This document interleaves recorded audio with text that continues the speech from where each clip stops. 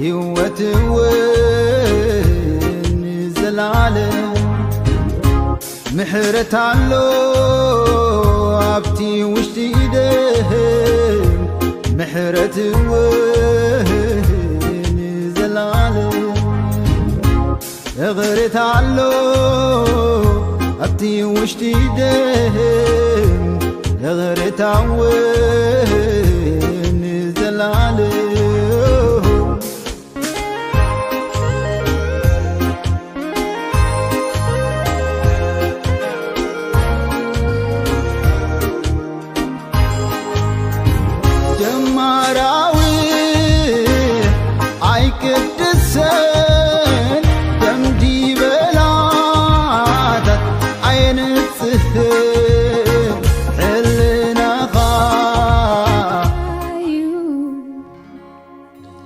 دلتيسي مسخا مخاليو لبي زدليو نعخات رايو دلتيسي مسخا مخاليو لبي زدليو رايو كان يبلع نفسي كم سرا تنافق عين ماي كان نافقون يبلع نفسي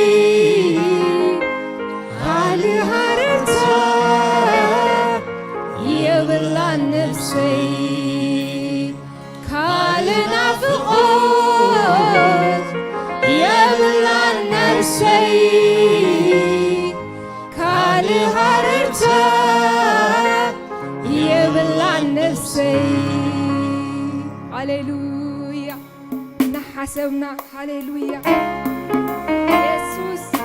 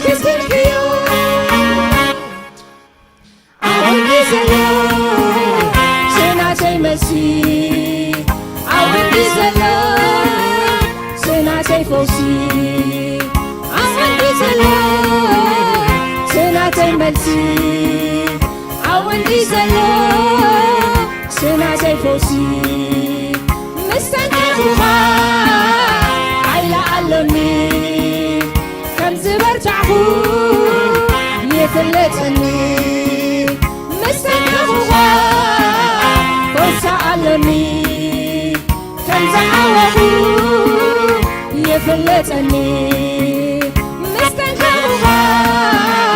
لو تعلني كم زبرتعه يفلتني مستنكرها عيلا علني كم زحوه يفلتني حيلا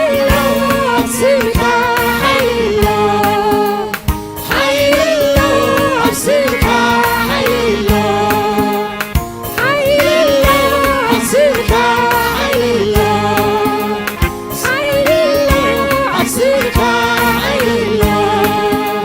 سمكا تسويعي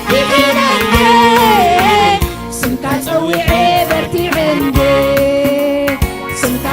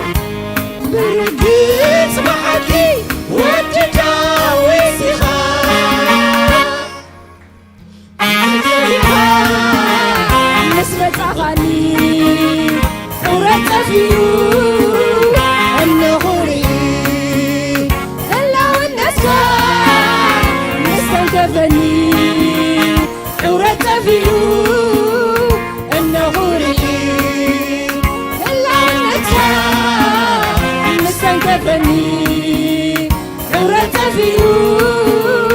النغوري إلا ونتها مسبح زني عورة فيو النغوري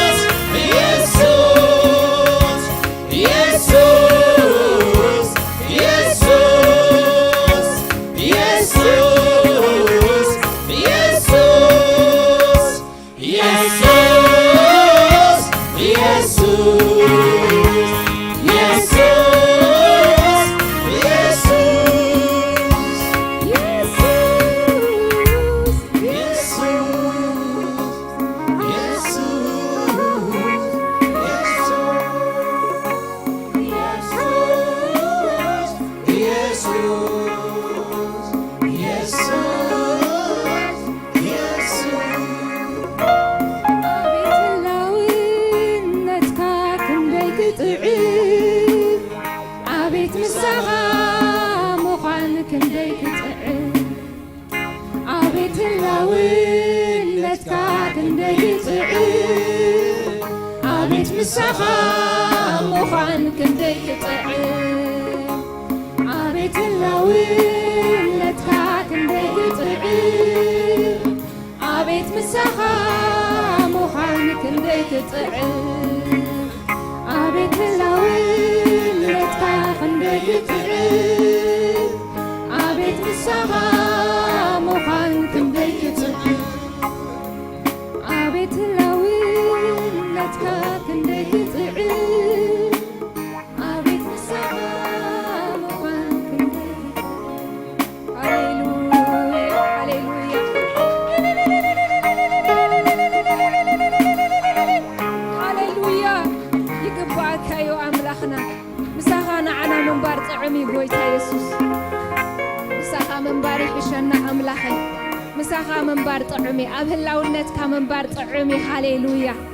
حواتي هاليلويا مسؤ حاجوسي أملاخ مسجن مسؤ سلامي مسؤ عرفتي أملاخ مسجن مسهلاونت منبار طعمي هاليلويا نعنا أبز منبار يحشنا إلى أملاخ مسجن كبر أملاخ مسرائي يتروس هاليلويا نعنا خامس يسوس منبار يحشنا أملاخ مسجن مسجويتها منبار يطعمنا هاليلويا እንደገና ምስጋና ክንወስኻል ኢና ሃሌሉያ ሃሌሉያ ድምጽ ምስጋናና ይብህገይ አምላኽ መስገን ንድምጽ እልልታና ዝብህገ አምላኽ ስሙ ይባረኽ ኣብ ድንኳን ጻድቃን ድምጽ እልልታን ምድሓንን ኣለ ሕዋተይ ሃሌሉያ የማነይቲ ኢድ እግዚአብሔር ከዓ ኃይሊ ትገብራላ ይብለና ቃል አምላኽ ስለዚ ኣብ ድንኳን ጻድቃን ድምጽ እልልታን ምድሓን ይደሎ አምላኽ መስገን ሞታት ንእግዚአብሔር እንሆ ዝኾነ ነገር ኣይሂቦንም ኣብ ሞታት ጥራሕ ይስቕታ ዘሎ ኣባና ግና ህያዊ ኣምላኽ መስገን ድምፂ እልልታን ምድሓንን እዩ ዘሎ ሃሌሉያ ሃሌሉያ ኦ ኢየሱስ ሃሌሉያ ዘይትጸገብ ዘይትምኖ ክንብሎ ኢና ኣምላኽ መስገን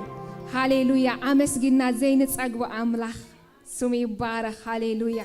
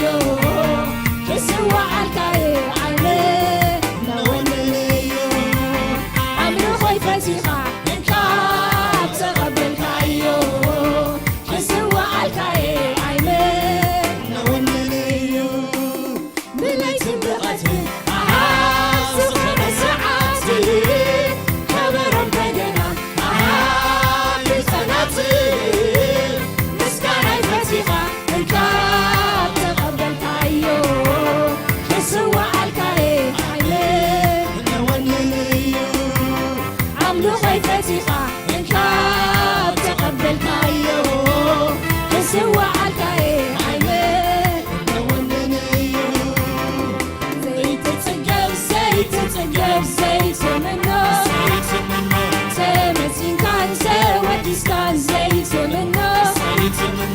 حدا نبينك يسوس ترايخ طبلا فتشحت يسوس ترخيك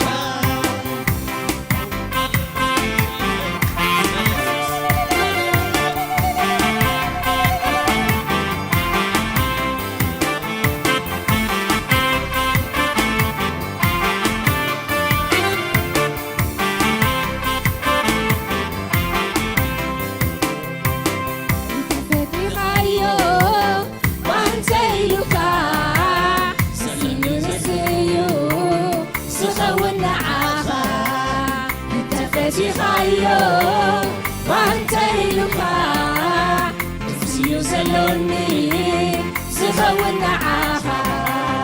انت فاتخايا ما انتيلك سخن نسيو سخون عاها انت فاتخايا ما انتيلك سخن نسيو سخون عاها كنا كنا علوني بسارة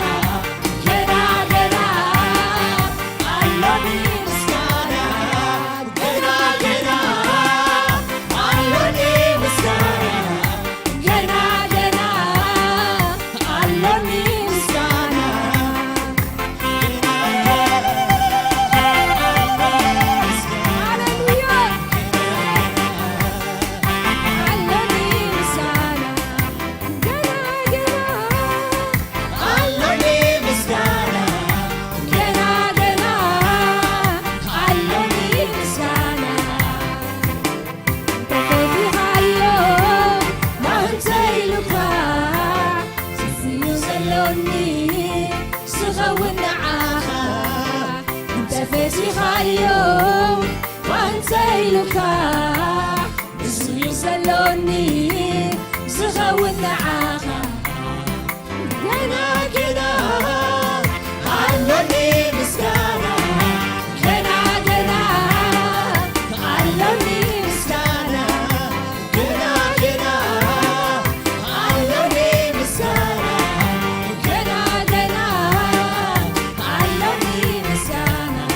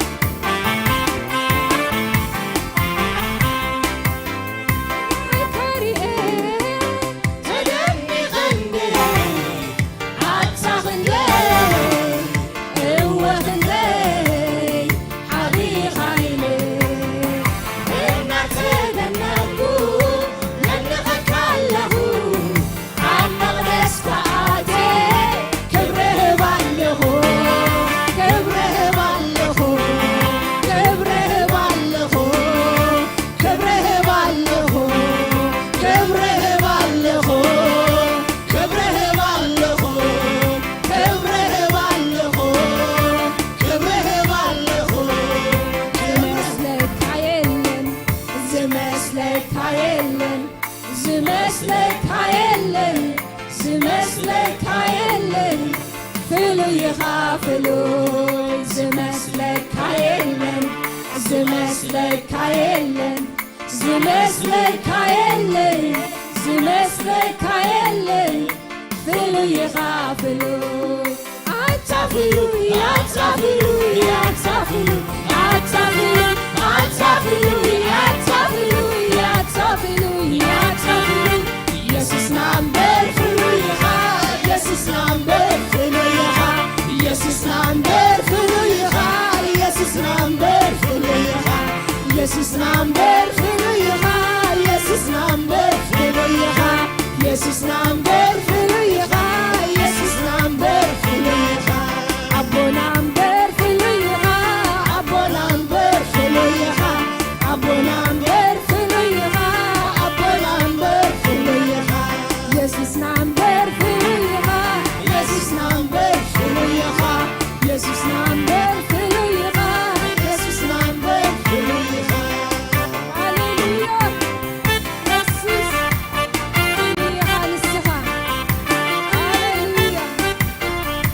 يسوس هاليلويا هاليلويا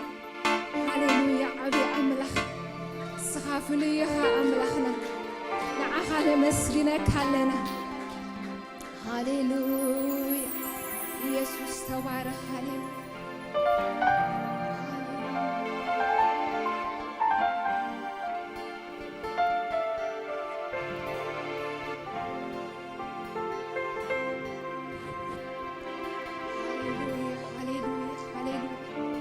عبي أملاخ تمسجن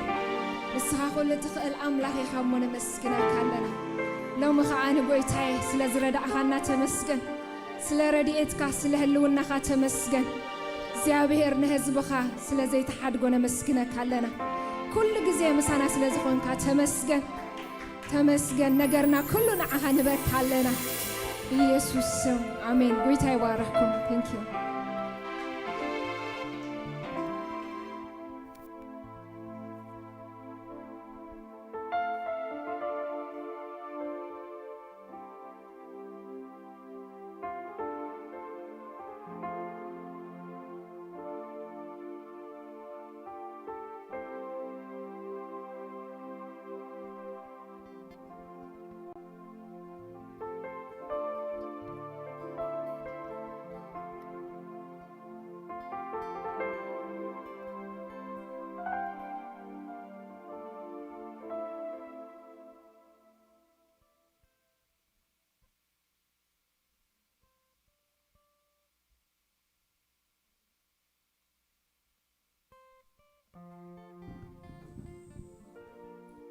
حراي قويتها يبارخ أي قصيدة خنزارب يسوس كمن لاسم نافتز تدالولنا كبر دماغ زي أبير بارك نساقرينا قويتها سوسناي سلاموان عشر كنسلينا زي أبير دماغ بارخناي زي أبير بارخ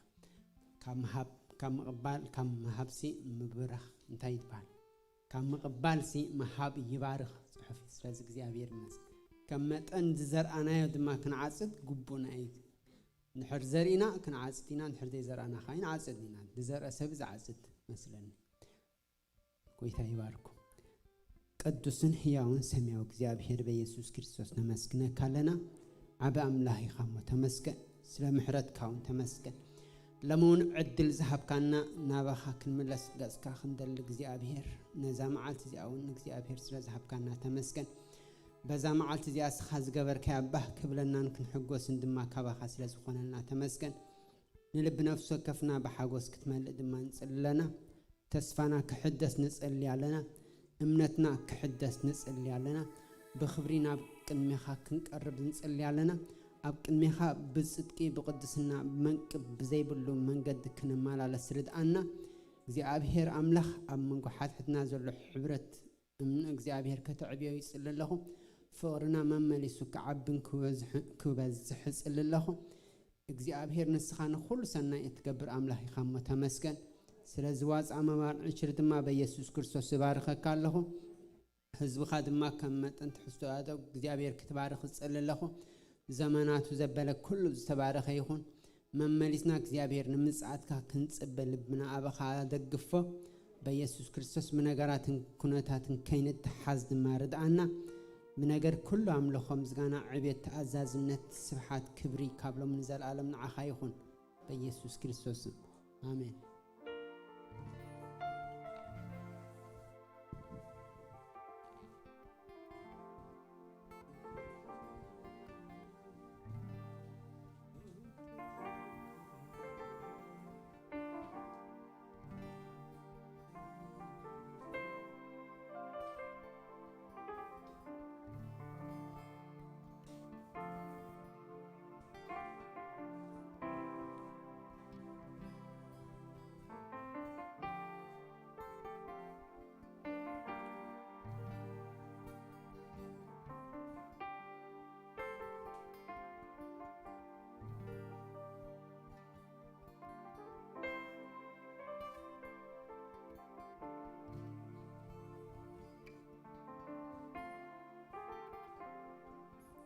كمي قنيكم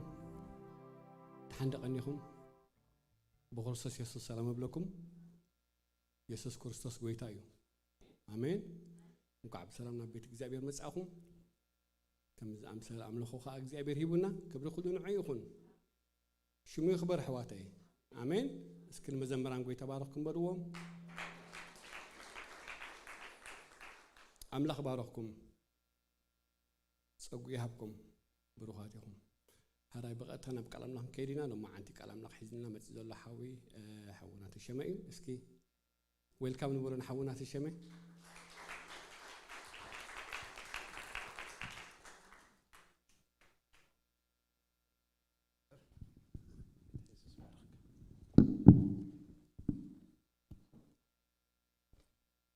سلام كريستوس بزحالكم قدسان كما يقنيكم كبرنا أملاك يكون يسوع كريستوس غويتاي هاليلويا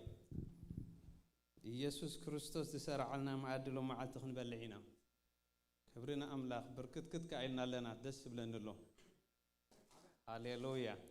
قرب زترفع بوتا لواخ ملاين حجون هاليلويا هاليلويا كبرنا أملاك يكون جناز فتح نفسات كلوين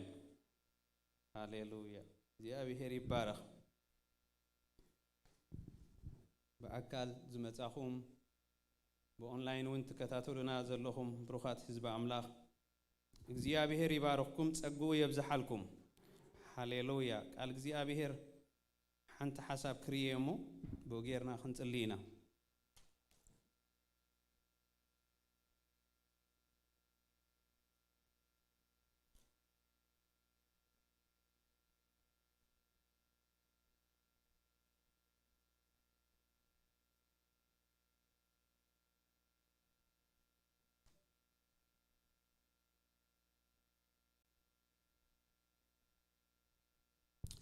أب جبر حواريات معرف 17 قطر 30 حدن 30 قدم 30 قطر 30 حدن كم زيز بالحسب أملاخ الله هاليلويا أملاخ نتي زمن دنقرنا أحلفو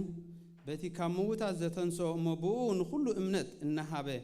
زمدبو سبعي نعلم بتصدقي زفرد الله معاتي وسينو سلازلو حجي أب كل بوتا نبزلو السب كنسحو ينقرالو أملاخ نتي زمن دنقرنا أحلفو يبل قال እግዚአብሔር أملاخ يمسكن بو يكوننا كنمهار قنا نايت صولت حسابنا كخون مالتي زمن دنقرنا እግዚአብሔር ስለዝحلفو ينابز زلنا يحواتي أملاخ يبارك እግዚአብሔር ናቤቱ ክንመጽ ዝገበረና እቲ ዘመን ድንቁርና ስለዘብቀዐዩ ሃሌሉያ እዚ ድማ በቲ በክርስቶስ ኢየሱስ ዝኾነልና በቲ ወራስ ሁሉ ዝኾነ ኢየሱስ ክርስቶስ ስለዝኾነ ንእግዚአብሔር ምስጋና ከነቅርበሉ ኢና ይሕዋተይ ሃሌሉያ አምናይ ጸሎት መንፈስ አቲናን እግዚአብሔር ክብር ክንህቢና ዘመን ድንቁርና ስለዘብቀዐኻ ክንብሎ ኢና እግዚአብሔር አጸቢቅና ይሕዋተይ ኩፋአት ነርና ዘይነብህግ ነርና ጽሉአት ነርና እግዚአብሔር ይመስገን ግና ሐጺቡ بسم قويتا يسوع كريستوسن يبل بمنفس أملاخن تحاتيبكمن تقدسكمن صديقكم يقوم لنا هاليلويا سلازي زي ترفنا غير انتاي مالتيو مسغانا ንግዚአብሔር እስኪ ምስጋና ንሰውይ ሕዋተይ የርእስናን ልብናን ኩልንትናናን ንግዚአብሔር ዘመን ድንቁርና ስለ ዘብቃዓኻዮ ተመስግነካ ኣለኹ እግዚአብሔር ንባርከካ ኣለና አቤትካ ሙኻን ሰናይ ሙኻኑ እግዚአብሔር አቦ በትህያው ቃልካን በመንፈስካን ጌርካ ስለ ዘረታዓኻና ተመስግን ክብርን ስምካ ይኹን እግዚአብሔር አቦ ኦ እግዚአብሔር ንስኻን ተዘይ ተረድአና እቲ ብርሃን ቃልካን ኣብ ልብናን ተዘይ መጽ አበይ መሃለና እግዚአብሔር አቦ ንመዓልቲ ፍርዲ ነታ ፍርድ ተወሲና ዘላ መዓልቲ ፍርዲ ንጸባበ መሃለና ነርና እግዚአብሔር ግና ንጸበባና መወዳታ ጌርካ ለኻ ተመስግን ብሩኽ አቦ ረዳኢ አቦ ሓጋዚ አቦ አቤትካ ዝነብሩ ብጻኔም ተባሂሎም አቤትካ ክነብር ስለ ዝኾነ ተመስገን እዚ ኻባኻ ይኾይኑ እግዚአብሔር እዚ ባኣኻ ይኾይኑ እግዚአብሔር እዚ ድማ ብወድኻ ኢየሱስ ክርስቶስ ይኾይንልና ሞነ መስግነካ ኣለና ካብ ድንቁርና ካብ ዘለዓለማዊ ድንቁርና ካብ ጸልማት ስለ ዘውጻኻና ተመስገን ወእግዚአብሔር ብሩኽ ስለ ስምካ ኢልካ እዚ ሰናይ ነገር አባና ጌርካ ኢኻሞ ክብርን ምስጋናን አምልኾን ስግደትን ንህብ ኣለና ንሰግድ ኣለና እግዚአብሔር አምላኽና ተሓጒስና ንሰግድ ኣለና እንተ ብፍታው እንተ ብዘይ ፍታው ኩሉ ብርኪን ክርስቶስ ክንብርከኺ ሓደ መዓልቲ ንሕና ግን ዘበን ድንቁርናና ተወዲዩ ብፍታውና ጥዑም አምልኾ ሽቶን እግዚአብሔር አምላኽ ከነምርቀሉ ስለ ዝረዳአና ስለ ዝሓገዝካና እግዚአብሔር ሓጊዝካኒ ረዲእኻኒ እግዚአብሔር ረዲእኻኒ ኣብ መወዳእታ ዘመን ከየርከበ ኸሎ መዓልቲ ፍርዲ ከየርከበ ኸሎ ኣምሊጥካያ ንነብሰይ እግዚአብሔር ኣምሊጥካያ ንነብሰይ እግዚአብሔር أنا حدا نجار يفلت أبيت أملاخ نزل عالم كم زنبر يفلت هاليلويا محرتون سهلون أبايت أنيعني نبر الله يا بهير تمسجن أنت إيمان بل كل خباخ خوينو كل بقى خوينو كبرن مسجانان سجدتن أملخون بشم يسوع كريستوس نعاقا يخون እግዚአብሔር ربو بيت بروخ ودخا يسوع كريستوس نعاقا يخون تم كحتنا ودخا يسوع كريستوس تم كحتنا أبانا زلوا زتنا عنا زلوا منفس كريستوسي هاليلويا يا بهير تمسكن أتبق كنا يا قارنا حتى بكاين እግዚአብሔር كفؤات نيرن እግዚአብሔር لبنا خفون يرو እግዚአብሔር حسابنا خفون يرو እግዚአብሔር اتطبق حسابك اب لبنا سلازه تخايه تمسكن معلت مدحن وصيات لي حواتي فردي كير كبتني امليطه እግዚአብሔር አምሊጥኒ بقلقلو حبين الله إذا فرجت مت خلاسي أي كفرحني أي كندل هتني እግዚአብሔር كوحين إمباينيو እግዚአብሔር صوعيو بسبب جزء الناقفني بفرد جزء دما يساقرني እግዚአብሔር بروح مساقري حجون انتاي نبل مسقانا نقرب እግዚአብሔር نسوى لنا እግዚአብሔር لبنا نعخا يدلي الله قويتاي كبرن اسمكا يخون بنجر كله تمسجن حج دما ما أدق ألكا سريع خلنا الله خمك እግዚአብሔር أبوه نزهيا وزخونك ألكا كتبار خلنا قبل بنا كأتوه እግዚአብሔር قبل بنا كأكبقول እግዚአብሔር نبزحات كأختكم እግዚአብሔር جنا زي ملوت زلون مملات كخون እግዚአብሔር شم يسوس نلمنا لنا إتمن تالي أبزريانا زور زلو أمورنا خيسركو لبنا خيسركو حسامنا خيسركو كلن تنانا نحن يسوع كريستوس يحلفنا عنه بالنا እግዚአብሔር ردائي እግዚአብሔር حجازي صلائي كم وحش دريخ وكان تمتع እግዚአብሔር أبو نسخاقنا بمنفسك كتسقويخا اتزفرارح زبال خلق ودقيو نحنا قنا أمساخ دوك نبلينا كبرين اسمك እግዚአብሔር إذا كل زجبر እግዚአብሔር أملاخي مو كابزل عالم نزل عالم مسجانا يقبوه هاليلويا يا بهير يبارككم ስለዚህ ለማዓልቲ ንመሃሮ ቃል እግዚአብሔር አምላኽ ወይ ካ እንጌራ ህይወት ቃል እግዚአብሔር አምላኽ ካብ ቀዳማይ ሳሙኤል ክኸውን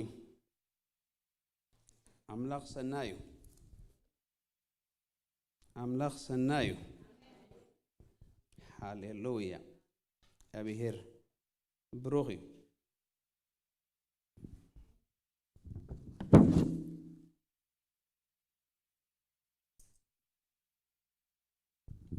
قال እግዚአብሔር هادينا كننببينا كاب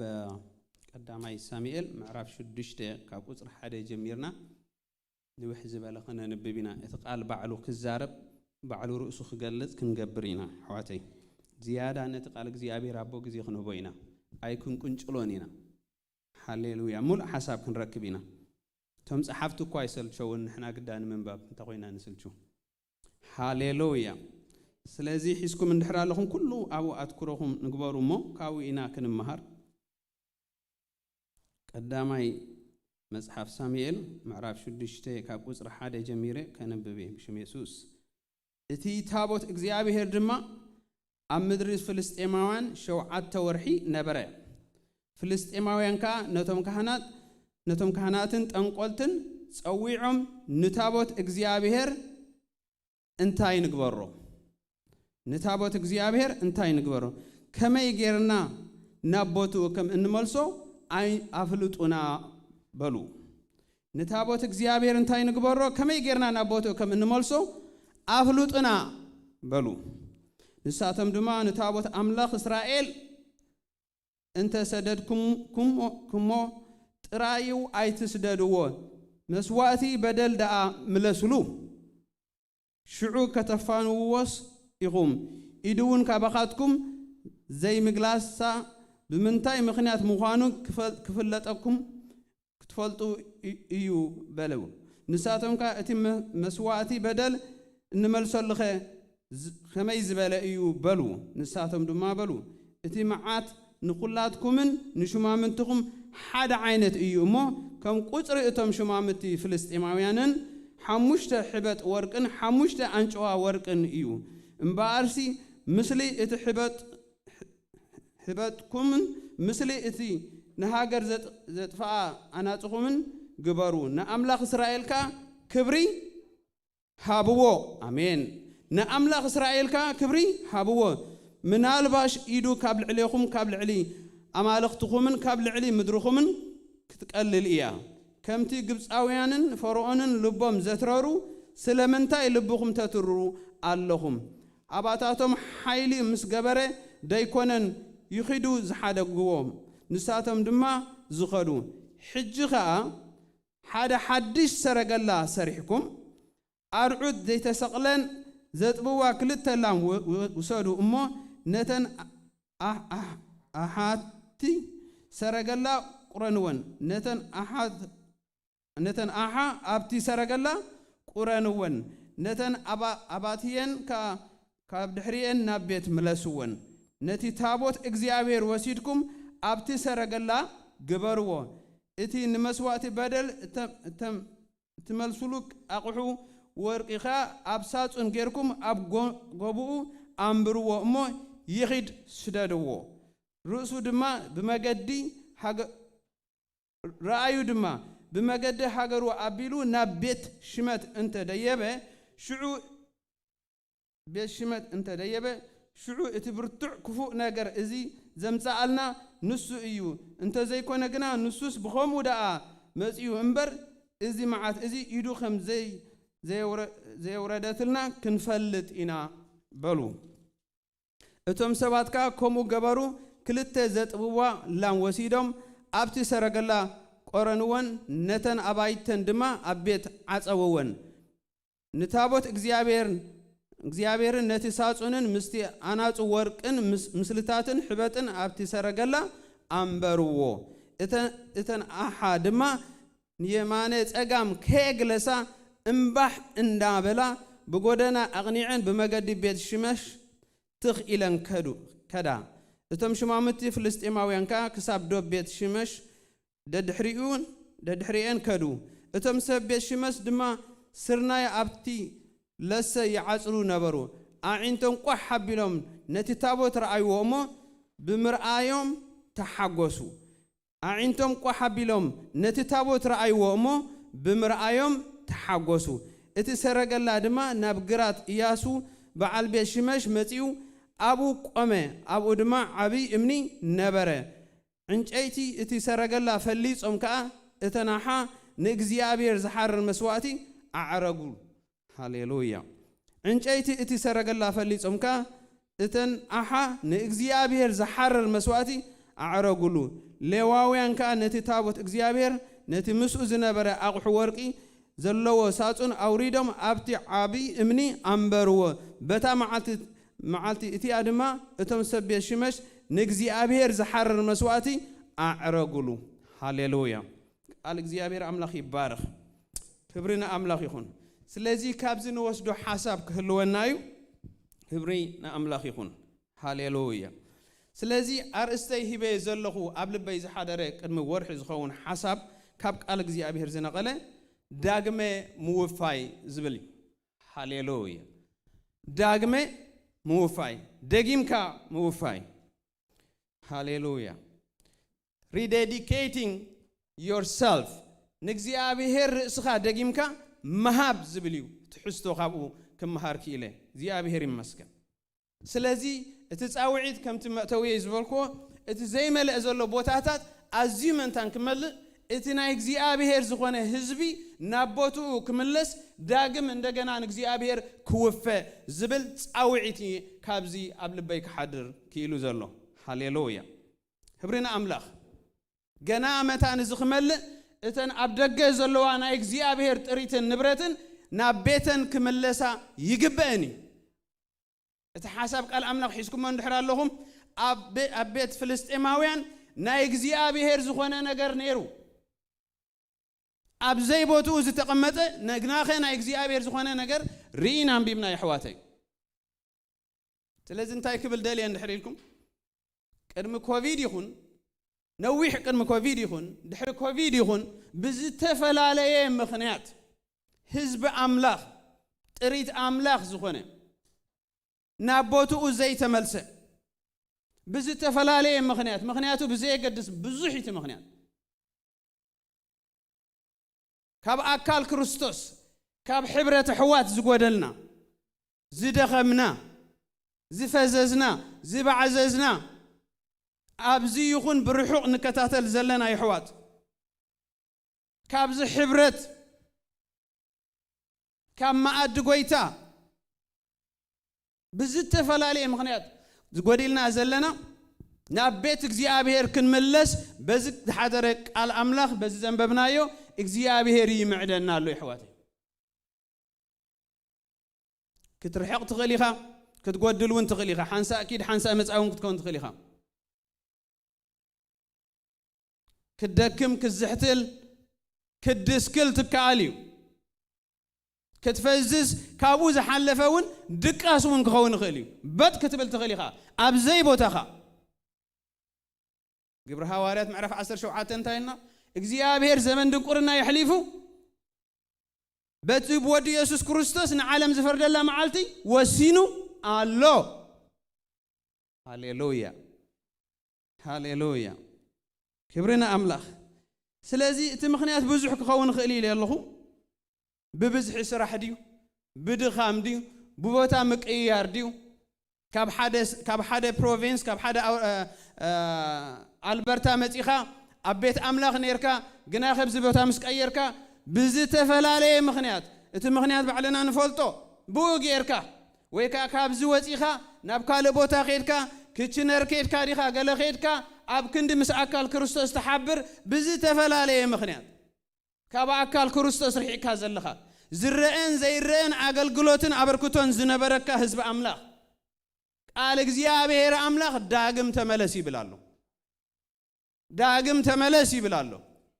ያብሔር ይባረክ ብዙሒት ምኽንያት ክኸውን ይኽእል ዋላ ብምኹራይ ድዩ ዋላ ብጓህ ድዩ ዋላ ብሓዘን ድዩ እቲ ምኽንያት እዚ ክንብሎ ይንኽእል ኢና ትኹሪ ኢኻ ኣብ ቤትካ እውን ትኹሪ ኢኻ በቲ ዝኾረኻዮ ግን ፀሓይ ክዓርበልካ እግዚአብሔር ኣይፈቱን እዩ ተመለስ نملس يحواتي كنكرر نخلينا كنباس نخلينا من مولو زي قاچو امني مس امني قاچو قناقة أكال كرستس مخوانا عين رسع هاليلويا بقيمتا بكورا كابوز حلفون بعالماوي لمدتات عالماوي لمدتات زتاعتات وكالو بزي ساعات زي بيت أملاك كنت تخون على ما أول لمدتات يحضرك كامو بيت علال تصاحبك بيت نجر تصاحبك أب كندي مسوعة مسجانا أملخون سلة تجبرلنا سلة زخون برهان أبانا نغرب لمدي حزكا وانز سيوزدي يا ساساك يقولوا محارو وحج كوسر كله سنداس حاقة يزوزدكا حواتي هذا ساعات زيا أبيتك زيا بيركن هلو خمس قبعنا نفسنا تفلتيا أب حبرة كريستوس كن هلو خمس قبعنا صبوا غيرنا نردائنا مخنياتو زبن دنقرنا كابانا زتل على حزبينا أب دنقرنا يكون ننزلنا هاليلويا على ما أولم دتات I have experienced it أنا فلت أنيرا 2006 እግዚአብሔር ቤት ዝበለጸ ኸሎ بعالماዊ ልምድታትን ዕርክነታትን ግና ኣብ ክንዲ ሰንበትሲ ኣብ ክንዲ ቤት ኣምላኽ ምዃን ኣብ ደገ ይኸው ነፍሰይ ብውሽጠይ ትሕቀላ ኣካላተይ ግን ኣብ ካላ ኣላ እግዚአብሔር ግን ረዲእኒ እግዚአብሔር ረዲእና ስለዚ መዝሙር ዳዊት 34 ቁጥር 17 ከምዚ ይብል ጻድቃን የእዊው እግዚአብሔር ድማ ይሰምዖም ካብ ኩሉ መከሮምን የናግፎም ጻድቃን የእዊም ርዳእኒ ጎይታ I know ኣብዛ ሰዓት እዚኣ ኣበይ ክህሉ ከም ዝግባእኒ ይፈልጥ ቦታ ይፈልጥ ኣነ ታቦት ኣምላኽ ኣብ ቦታ ፍልስጤማውያን ኣብ ቦታ ግብፃውያን ክርከብ ኣይግባእንን እዩ I know it Hallelujah مأوايا يحفرني حواتي تأويها دي حق زكاة تسمع بستفلا نيجا كتعمت كلها تأويها زيابير يرد صاد كان يأوي زبل زلو صاد كانات يوم قنا يأويو هاليلويا قلت يا يسوس انتايلو أتو تصرز خبدكم أتو متتصعرو تصرز خبدكم ناباي نعو أنا كعرفكم انت يزبل زلو ما صار كم زلوكم سيفلت مخنيات الله ما ترفيكم بزح نجر الله قال يبغيو قال يخازي بغيو قال يبغيو قال يخازي بغيو كريستيان كوينو صار زي بلو زلو صار زي يبلنا مخنيات كخون ايكلني كلاتنا صار لنا غنا خنا قوي سم እግዚአብሔር ጽኑዕ ግንቢው ጻድቅ ናብኡ ጎዩ ያዕቆብ ሃሌሉያ ስም እግዚአብሔር ጽኑዕ ግንቢው ጻድቅ እንታይ ክገብር ዘለዎ ናብ እግዚአብሔር ክጎይ ኣለዎ ኣው ኸይዱ ዕቁባ ክሓትት ኣለዎ you must seek asylum ካበይና ይካፍታ ዓባይ ፍርድ መዓልቲ እግዚአብሔር እነምልጠላ asylum ንግበር እግዚአብሔር ይባረክ ቀዳሜ ተሐሳበይ ዳግመ ምእማንን ምድላውን ዝብል ይካብኡ ዝወፀ ካብ ዘንበብናዮ ተቀዳሜቲ ነጥቢ ክኸውን ኣሎ ወይለ ዝርድኦ ዳግመ ምእማንን ምድላውን እዩ እንታይ ክብል ደለ ቁጽሪ 1:5 ረአይዋ afti ዘንበብናዮ ካብ ቁጽሪ 1 ክሳብ 5 እቲ ታቦት እግዚአብሔር ድማ ኣብ ምድሪ ፍልስጤማውያን 7 ወርሕ ነበረ ፍልስጤማውያን ካ ነቶም ካህናትን ጠንቆልትን ጸዊዖም ንታቦት እግዚአብሔር እንታይ ንግበሮ ንታቦት እግዚአብሔር እንታይ ንግበሮ ኢሎም ቀዳሜ ይትሕቶ ስለዚህ እንታይ am ዝገብሩ ዘሎ ማለት ዘይናቶም ምዃኖም ታቦት እግዚአብሔር ይእመኑ ኣለው point 1 ቀዳማይ ነጥቢ አይናትናን ይዝይብሉ ኣለው ሃሌሉያ ስለዚህ እንድሕር ተኣሚንካ ቁጥር ቀዳማይ ቆሮንቶስ ምዕራፍ 6 ነውጽ حواتي كلنا نفولتينا ግን ክንበብ ኣለዎ አለ እግዚአብሔር ክንበብ ኣለዎ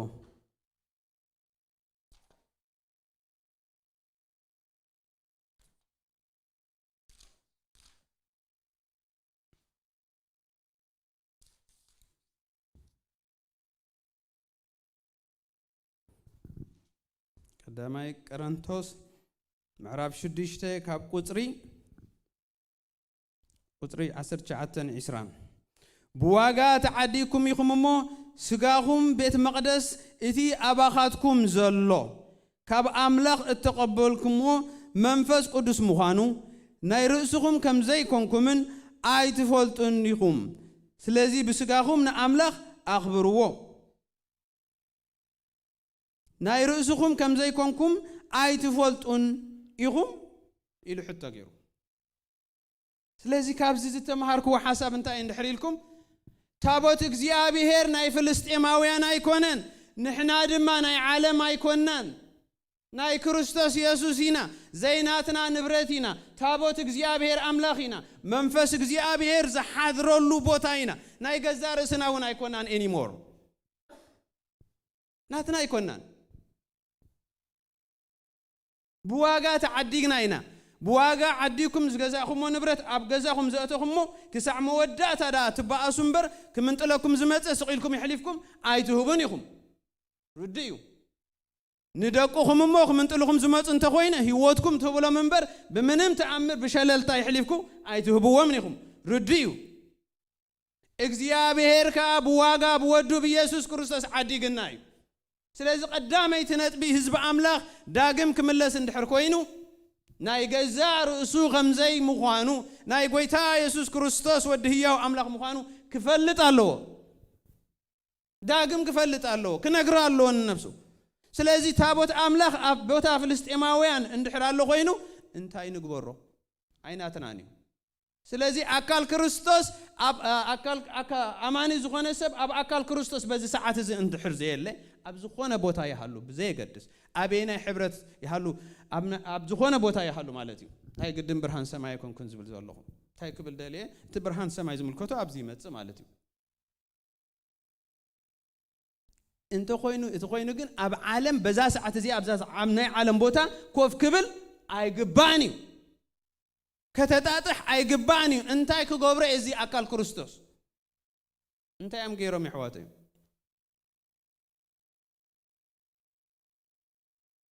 ስለዚ ቀዳማይ ዮሐንስ ምዕራፍ 1 ቀዳማይ መልእክቲ ዮሐንስ ምዕራፍ 1 ቁጥር 3 እንታይ ይብል ንስኻትኩም ድማ ምሳና ሕብረት ምእንቲ ክህልወኩም ኢልና እቲ ዝረአናዮን ዝሰማዕናዮም ንዓኻትኩም ንነግረኩም ኣለና ንምንታይ ንስኻትኩም ድማ ሕብረት ምሳና ክህልወኩም ኢልና በይንኹም ከይትኾኑ መዓልቲ ፍርዲ ከይርክበኩም ከይትንጸሉ ኣብ በረኸት አምላኽ ክትኣትዉ ናትና ሕብረት ድማ ምስ እግዚአብሔር አቦን ምስ ወዱ ኢየሱስ ክርስቶስን እዩ ናብዚ ሕብረት እዚ ክትመጹስ ንደሊ ኣለና ደስታና ዝመልእ ኢሉሎ እዚ ንጽሕፈልኩም ዘለና ምኽንያት ንሓደ እዩ ንስኻትኩም ናብቲ ሕብረት ተመጺኹም ሓጎስና በዚ ይመልእ ኢሎም ስለዚ ዝስበኸና ዘሎ ሓጎስና ምእንታን ክመልእ ናብ ቦትኡ ክምለስ ኣለዎ ዘይናትካ ንብረት ሒዝካ ኮፍ ምባል ጽቡቕ ኣይኮነን ጎይታ ኢየሱስ ክርስቶስ እንታይ ይገብር ነይሩ መሲልኩም ዜሩ ንምድሪ እስራኤል ይዘራ ንገሊላ ይኸይድ የብልሞ በትን ይኸይድ ሞ መወዳእታ ግን ዜሩ ናበይ ይመጽእ ናብ ኢየሩሳሌም ናብ ከተማ አምላኽ ናብ ኣብታ መቅደስ ጽዮን አምላኽ ዘለዋ ቦታ ዜሩ ሰሪሑ ይምለስ ንኺድ ኣፋስጋ እዩ ንኺድ ናብዚ እዩ አንታ ጎይታ ትማሊ ብእምንኻ ሃርሙኻ ኢልካ ንኽንደይ ንዋራ አምሊጥካሲ እንደገና ናኡጥ ክትልክመና ዲኻ ኣብኡ እንዲሞ ቦታና ኣብ ቤት ኣቦይ ክህሉ ይግባእኒ ኢሉ ጎይታ ኢየሱስ ሃሌሉያ ኣብ ቤት ኣቦይ ክህልወኒ ይግባእ እዩ ዋላ ዳርባ እምኒ ይሃሉ ኣብ ቤት አምላኽ ድሌተይሲ እንዳበልና ንዝምር ነርና እንዳተደፋፋእኻ ናብ ቤት አምላኽ እንዳወደቕካ እንዳተሳእኻ ናብ ህልውና ናብ ሕብረት ክርስቶስ ምምጻእ ብግዲ እዩ ኣብ ቤት እግዚአብሔር አምላኽ ጎይታና ክንነብር ብግዲ ኣማራጺ ይኮነን ኣይ ንብረትና ኒና ናትና ይኮናን ኣሕዋት ከም ድላየ ምባልን ከም ድላየ ኣብዚ ደልኽዎ ቦታ it is my life ምባል እሞና ኣማኒ እሞ ኸኣ ዘመን ድንቁርኑ ዝተወደሉ ሰብ ካብዚ ዝዓቢ ዓመፅ የለን ዓመፅ እዩ ዘይንብራትካ ምግባት እዩ ዘይናትካ ሙሳድ እዩ ታቦት አምላኽ ኢኻ መስዋዕትን ምስጋናን ኣምልኾን ክወጸሉ ይግባእ እዩ by the way automatically ታቦት እግዚአብሔር አምላኽ ኣብ ዘይቦቱ እንድሕር ኮይኑ ከም ዘይጠቅም ትፈልጡ ዶ ሃሌሉያ ስለዚ ቀዳመይቲ ነጥቢ ምዚ ዝተተሓዘት እንታይ ጥሪት አምላኽ ንብረት አምላኽ እዩ ጥሪት አምላኽ ንብረት ኣምላኽ እዩ ንምድሓን ጥሪቱ ንውዳሴ ክብሩ ክንከውን እዩ ዘድሓነና ይብል ስለዚ ጥሪት ኣምላኽ ኢና ንብረት ኣምላኽ ኢና we are not ourselves ናይ ገዛ ርእስና ኣይኮናን ይሕዋት ቀዳመይቲ ነጥቢ እዚኣ እንድሕር ተረዲኣትና ኣብ ዘይ ቦታ እየ ዘለኹ ዘይ ንብረት እየ ሒዘ ዘለኹ ክንብል ኢና የዳውካ ገለ ነገር ጥቆመሉ ዘለኻ ኖ እዚ ናይ እግዚኣብሔር ንብረት እዩ ካልእ ክትንክፍ ኣይግብኦን እዩ እዚ ዓይኒ እዚ ካልእ ክጥምት ኣይግብኦን እዩ ሕጂ ዓይናተይን እዩ እዝኒ በዚ ሰዓት እዚ ካልእ ነገር ዜና ክሰምዕ ኣይግብኦን እዩ ቃል እግዚኣብሔር ክሰምዕ ዝግብኦ ሃሌሉያ ካልእ ዓይነት ብኻ ካብ ቤት ከምቲ ቅድም ኢለ ዝበልኮ ካብ ቤት ኣምላኽ ዝወፀ ንብረት ኣይጠቅምኒ ኣሕዋት ናይ እግዚኣብሔር ንብረት እንድሕር ኮንካ ከምቶም ፍልስጤማውያን እቲ ታቦት ኣምላኽ ኣብ ፍልስጤማውያን እንድሕር ኮይኑ ዲስትራክሽን ፀገም ጥራሕ ይምፅሎም ምንም ኣይጠቐሞምን ፈትዮም ኣይኮኑን ገቢቶም እኮ እዮም ግናኸ እንታይ ንግበሮ ተወዲና እኮ እንታይ ንግበር ቃል እግዚኣብሔር ከዘክረኩም እስራኤላውያን ተማሪኾም ናብ ባቢሎን ምስከዱ ምስናይ ንብረቶም ምስተወስደ እቲ ኣዋርቕ ንእግዚኣብሔር ዝዕጠነሉ ኣብ ጽዮን ዝነበረ ኣብ ቤት መቕደስ ዝነበረ ንብረት ብምሉእ ምስ ወሰድዎ ወዲ ንጉስ አቡከድነጻር ወዱ ሓደ ጊዜ ምስ ነገሰስ እንታይ ገይሩ ምስ ሰኸረ እንታይ ገይሩ መሲልኩም ዝክርዎ ይኹም ነቲ ንብረት ኣምላኽ ወሲዱስ ብኡኽሰት የሉ ፈቲኑ በቲ ቅዱስ ናይ እግዚአብሔር ሲ ቦጌሩሲ ከሽከዓል ፈቲኑ ነቲ ቅዱስ ናይ እግዚአብሔር ሲ ንሩኽስ ነገር ክጥቀመሉ ፈቲኑ እንታይ ኮይኑ ተደፊኡ ሞይቱ ታቤት እግዚአብሔር አምላኽ ኣብ ዘይቦቱ አይጠቅምኒ ንፍልስጤማውያን አይጠቀሞምን ንግብፃውያን አይጠቀሞምን ናቦቱ ክምለስ ይግባዩ አይንጠቅምኒ ናብ ዓለም እንድሕር ኮይና ሃሌሉያ ስለዚህ ንኻልእ ነገር ኢና እንጥቀመሉ ዘለና ከም ቤልሻጽር ማለት እዩ ቁጥር 6 ተስክር አይዋ አባይና ካቡ ኢና እንመላለስ ቁጥር 6 ጽቡቕ ነጥብላ ሓንቲ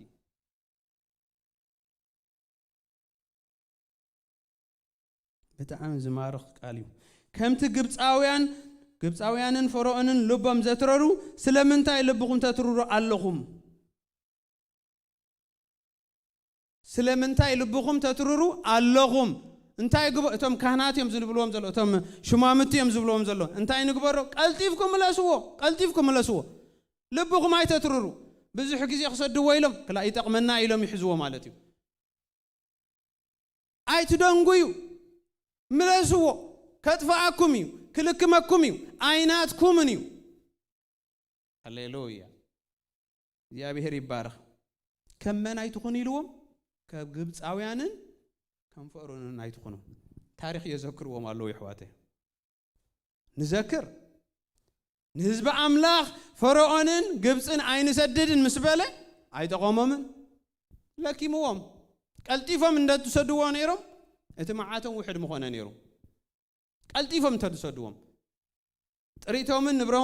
ንብረቶምን ካብ ዝሓለፈ ንደቆም ከይተረፈ ለኪምዎም ልብ ዘትርር ከም ግብፃውያንን ፈርዖናውን ጥፋት እዩ ቃል አምላኽ ይባዕሉ ዝምዕደና ዘሎ ይሕዋቴ ልብና አይነትርር نملس ዳግመ መውዳብን ዳግመ ምእማንን ይኹን ግብፃውያን ሰደይዶሞም ርሑቕ ምስከደት ህዝብ አምላኽካ እንደገና ተጣዒሶም ከመጽዮም እንታይ ከውሒጥዎም ማለት እዩ ንህዝብ አምላኽ ተስዒብካዮ ባሕሪ ውሒጥዎም ኤግዛክትሊ ከምኦም አይትኹን እዩ ዝብለና ዘሎ ሓንሳ ተወፂኻ አምልጥ ሃሌሉያ ክብርና አምላኽ እግዚአብሔር ይባርክ እግዚአብሔር ምዕደና አሎ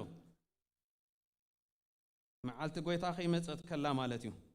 እታ ኻልአይቲ ንኡስ አርእስቲ ሒዝያ ዘለኹም ሰዓ ዳግመ ምውፋይ ያ እታ ዓባይ አርእስቲ ምውፋያ ተቀዳመይቲ ምእማን እዩ ናይ ገዛ ርእስና ከም ዘይኮና ክንአምን ክንፈልጥ እታ ኻልአይቲ ኻ ሕጂኻ ንብረት አምላኽ ምዃና እንድሕር ፈሊጥና ደጊምና ናብ ቤት አምላኽ አምፂና ንውፍዮ ረክቦ خلا بحلا سقمت نوسد فليت كالخا بمفلات كاتراي تقم يبلون ስለዚህ ስጉምቲ ናብ ቤት ኣምላኽ ኣምጻዮ ንብረት ኣምላኽ ታቦት ኣምላኽ ናብ ቤት እግዚኣብሔር ይምጻ ቁጥሪ 2 ሓዙለይ ኣብቲ ሒዝናዮ ዘለና ቁጥሪ 2 እንታይ ትብል ደላ ተቀዳመይቲ ሕቶም እንታይ ንታቦት እግዚኣብሔር እንታይ ንግበሮ ክመልስዎ ከም ዘለዎ ፈሊጦም ምስኣ ዘላ ነገር ኣላ ከመይ ጌርና ናብ ቦቱ ከም እንመልሶ ኣፍሉጥና በልዎም ሕጂ ከመይ ጌርካ ትምለስ ክትምለስ ከም ዘለካ ፈሊጥካ ኢኻ ክትውፈ ከም ዘለካ ፈሊጥካ ኢኻ ናብ ጽዮን ክትመጽእ ከም ዘለካ ትፈልጥ ኢኻ ናብ ኣካል ክርስቶስ ክንመላለስ ከም ዘለና ፈሊጥና ኣለና ክብርና ኣምላኽ ፍልጠት ሓደ ነገር እዩ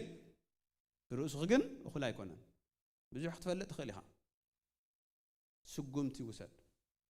ስጉምቲ ንውሰድ ይሕዋተይ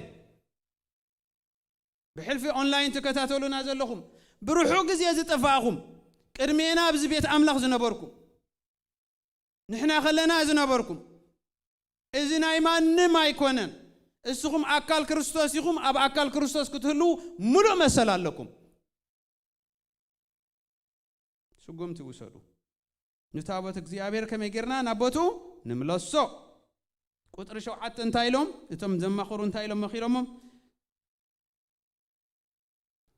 ሕጂኻ ሓድሽ ሰረገላ ሰሪሕኩም ኣርዑት ዘይተሰቕለን ዘጥብዋ ክልተ ላም ውሰዱ እሞ ነተን ኣሓ ኣብቲ ሰረገላ ቁረንወን ነተን ኣባትየን ከዓ ካብ ድሕሪአን ናብ ቤት እምለስወን ስለዚ ካብዚ ዝተምሃርክዎ እንታይ እንድሕር ኢልኩም ሓድሽ ሰረገላ ክልተ ላም ከዓ ነቲ ሰረገላ ዝፀራ ነቲ ሰረገላ ዝጎታ ነቲ ታቦት ኣምላኽ ዝቕመጠሉ ሓድሽ ሰረገላ ስለዚህ ህዝብ ኣምላኽ ካብቲ ዘለዎ ቦታ ብምንታይ ይወፅእ እንድሕር ኢልኩምኒ ቃል እግዚኣብሔር ኣምላኽ ሰረገላ ቃል ኣምላኽ እዩ ቃል እግዚኣብሔር ኣምላኽና እንታይ እዩ ሰረገላ እዩ እዚ ንሰምዖ ዘለና ቃል እዚ ዝንበበልና ዘሎ ቃል ብዝተፈላለየ ኣጋጣሚ ንሰምዖ ዘለና ነንብቦ ዘለና ይሕዋተይ ሰረገላ እዩ ቃሉ ሰዲዱ ኣሕወዮም ካብ ጉድጓዶም ድማ ኣናገፎም ስለዚ እንታይ ድሰደልካ እግዚኣብሔር ሰረገላ ቃሉ ይድሰደልካ ብዓብዩ ዝድሓናሉ መገድስ እንታይ ዲ ቃል ኣምላኽ እንዲሁ እመንሞ ንስኻን ቤትካን ክድሕን ኢኻ ስለዚ ቃል እግዚኣብሔር ኣምላኽ ምስ መፀካ ትድሕን ኢኻ ቃል እግዚኣብሔር ኣምላኽ ይሕዊ እዩ ካብታ ተሓቢእኻላ ዘለኻ ጉድጓድ መንጢሉ የውፅእ እዩ ጥራይ ወስን ጥራይ እመን ናትካ ከምዘይ ምዃንካ ሽዑ ስጉምቲ ውሰድ ቃል እግዚኣብሔር ኣምላኽ እግዚኣብሔር ደብዳቤ እኳ ይሂብና እዚ ኤክስፓየር ዘይከውን ቃል እግዚኣብሔር ኣምላኽ ይሕዋተይ ኣምላኽ ይባረኽ እቲ ናይ ኣምላኽ ሰብሲ ይብል ካልኣይ ጢሞቴዎስ ምዕራፍ 3 ቁጥሪ 16 እቲ ናይ ኣምላኽ ሰብሲ ንሰናይ ግብሪ ዘበለ ፈጺሙ ፍጹም መታን ክኸውንሲ መንፈስ ኣምላኽ ዝነፈሶ ዘበለ ጽሑፍ ንትምህርቲ ንምቕናዕ ንተግሳጽ ንምእዳብ ንጽድቂ ዝኸውን ምእዳብ ይጠቅም እዩ ብኸመይና ነንብቦ ዘለና ብኸመይና ንሰምዕ ዘለና ንምንታይ ከም ዝኸፈትኩሞ ሎመዓልቲ ቻናልኩም ትፈልጡ ኢኹም ይጠቅም እዩ ቃል እግዚኣብሔር መንፈስ ኣምላኽ ኣለዎ ሰረገላ እግዚኣብሔር ኣምላኽ እዩ እቲ ቃል ምስ መፀ መንፈስ ኣምላኽ ምስኡ ይመጽእ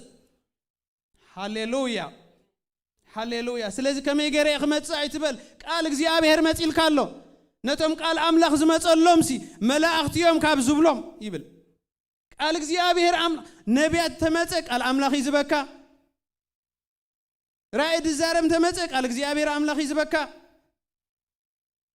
ቃል እግዚኣብሔር መብራህቲ እዩ እቲ ጸልሚትካ ዘሎ መውጽኢ ጸልሚትና ዘሎ መውጽኢ ቃል እግዚአብሔር አምላኽ እዩ ሕዋተይ ሃሌሉያ እግዚአብሔር ከ ንቃሉ እንድሕር ተቀቢልካዮ ክምለስ እንድሕር ኢልካ ንቃሉ ይተግሃሉ ከም ዝፍጸም ከ ይገብሮ ከመይ ገይሩ መንፈሱ ይልእኽ እግዚአብሔር ልዕሉ ስሙ ኳዳ ንቃሉ እዩ ዘኽብሮ እግዚአብሔር ንቃሉ እንድሕር ተዓዚዝና እግዚአብሔር ይረዳአና እዩ ሃሌሉያ ስለዚህ ሓድሽ ትንቢት ሓድሽ ራእይ ሓድሽ መልእኽቲ ይኮነን ዘደሊ ዘሎ ካብዛ ደለኹ ዋሲ ሓደ ነቢ መጽኡ እንተ ዝነግረኒ እንታይ ምኽበካተ ነቢ ቃል እግዚአብሔር ቃል እግዚአብሔር حدش ملأختي يكون قال እግዚአብሔር ንዘላለም ጸኒዑ ይነብር ይብል እዚ ዝነገረና ዘሎ ቀደም በነቢያት ዝተነገረ በሐዋርያት ዝተደገመ በአፍ ጎይታና ኢየሱስ ክርስቶስ ዝተነገረ አቤት አቦይ ሁሉ ይግባአኒ ዝብል ቃል ሐቂ ሃሌሉያ አሜን መባል ጥራሂ መቀባሉ ጥራሂ ሃሌሉያ እግዚአብሔር ይባረክ ስለዚህ حدش ትንቢት አይኮነን ዘድሊ حدش ልቢ እንታይ አምሰሪሖም حدش ሰረገላ አምሰሪሖም حدش ልቢ ይዘድል ዘሎ ዝተዓስ ዝንስሕ ዝምለስ ተጋጌለኹ ዝብል ዝአምን حدش ልቢ ይዘድልና ዘሎ መድጋሙ ከይከውን ቁጥር 6 እንድሕሪኹም እንጂ ወንታ ኢሉ ኣብታ ቁጥር 6 ነዛር እስትዚያ ዝምልከት ልብኹም አይተትሩሩ ከም ግብፃውያንን ፈርዖናውያንን አይትኹኑ ንዖም ዝበጽሐኩም ከይበጽሐኩም ይብኻል አዘራርባ ህዝብ አምላኺኹም ግና ልብኹም ተትሪርኩም ከሙ ይበጽሐኩም እግዚአብሔር ይባረክ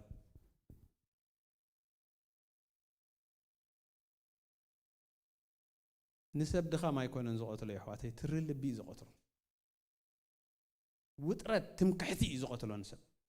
ድኹም ትኾንካ እግዚአብሔር ደንጋጺ ዕብራውያን 4:16 ተሪእኹም ኸም ይዝብል كم يزبل قال እግዚአብሔር አምላክ ከምዝ ኸማናስ በኩሉ ዝተፈተነ ይሞ ብድኻምና ክድንግጽልና ዘይክእል ሊቀ ካህን የብልናን ዝድንግጽ ካህን አሎ ሊቀ ካህን አሎ ይድንግጽ ንድኹም ኃይሊ ንስኑፍ ብርታዕ ይህብ እዩ አግባዝ ይደኽሙን ይሕለሉን አባጽሕካ ሰንከልከል ይብሉ ኢሎም እቶም ንዓኻ ዝጽበዩ ግና ኃይሎም ይሕደስ እዩ እቶም ብጉብዝነኦምን ብትምክሕቶምን ብፍልጠቶምን በሃብቶምን ዝምክሑ ክወድቅዮም ውዒሎም ሓዲሮም እቶም ንእግዚአብሔር ዝጽበዩ ግን ኃይሎም ይሕደስ እዩ ካብ ድኻሞም ይወጽዮም ትሪ ልቢ ጥራሕ ዝቀትል ዘሎ ውርዝይና እዩ ዝቀትል ዘሎ ደሓን ኣብዘ ዘለናዮ ደሓን ማለት ልቢ እንዲ ዘድሊ ናይ ልቢ እኳ እዩ ኣምላኽ ዝርኢ ናብ እምነት ሕብረትን ዕዝበለ እግዚአብሔር ደይኮነን ብዘበረባ ውርዚና ትሪ ልብ እንተብዛሕና እንታይ ይጠቅመና ይሕዋተይ ናብ ቤት ኣምላኽ ንምጻእ ኣብዘ ዘለናዮ it's okay ድሓር ንሓስበኩም ኣለና ልቢ ይዘድሊ ኣነ ድማ ከምዚ ይብል ኣለኹ ካብ ዓይኒ ዝገለለ ካብ ልቢ ገለለ እንድሕር ዘይረኣኹኻ ድሮ ረሲዕካ ኣለኹ نرسع له بجزية بزوسده نرسع لنا كندي قدسان أبيت أملاك نيروميم كاب عين زجلله كاب لب جلنا مسجزية خن كيدن بربزح مردات محمد الله نتات فتو واقوال نتات تفكر واقوال وين تفكروا أب السودان دول أب إثيوبيا دول أب شجر دول وياكم كيدكم ديكم كنتم تسووا فقر تراي بأونلاين أخلنا ده تبليكم تبليها أملاك نمهر ولدكم كتريدوا أيتبهجون يخم نعدكم كتكدوا دحاني أغلنا هذا بتليفون يبهاليو እግዚአብሔር ደቆ خري አይፈቱን أب حبرات كريو ما يفتون قال لكم تهويكم قال لكم دقهم كتريو بوم تحسبوا لكم بذا سعزيا أبي كنت هلو تبلا لكم እግዚአብሔር ونا أبي كون هلو يمزي بلالله معاسي دمت أنيز بلالله زتوفوا ودي معاسي زملاسي بلالله هذا سيميو عدلوا عين كبر عين عمت دك خان حتفتوا خانكا نግዚአብሔር ድማ ولد أملاق سلز خانكا نعا ودي يبلك قال له بقالو غيرو أملاق بارخ أملاق بروخي حواتي ترن لبنا عين ترن ስለዚህ ታቦት አምላክ እና አቦቱ ኸመለስ ይግቦይ it is must ይመለስ حواتي ስራሕ አለዎ ዕዮ አለዎ ዕጣን ክወጸሉ ይግባይ አምልኾ ክወጸሉ ይግባይ እንደ ሕደንጉኻ ሓደ ሰንበት ሓደ ማዕተ ደንጉኻ ንግዚአብሔር ከተቅርበሉን ክስቡአሉን ዝነበረና ዕጣን ጎዲሉሎ ማለት እዩ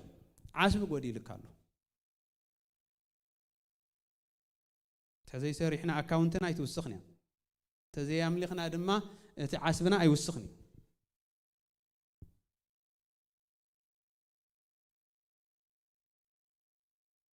ካብ ግብጽ ዳ ምውጻእ እንታይ ያድለየ ሕዋተይ እንድሕር ምውጻእ ኣብኡ ከደለና ያ ኮይኑሲ እግዚአብሔር ንህዝብ አምላክ ካብ ግብጽ ምውጻእ እንታይ ያድለየ هزب خوص دليو እግዚአብሔር أبت قدوس بوتا خوين كأخان እግዚአብሔር تملخو أب كنعان كون كأخان እግዚአብሔር تملخو أب يروشاليم كون كأخان እግዚአብሔር تملخو كاب جبس نوص عدا إذا كله قالسي إذا كله 4 عمت كلل مبال إذا كله شجر مكران ده أنت يدلي نحراب دلنا يا خوينو ده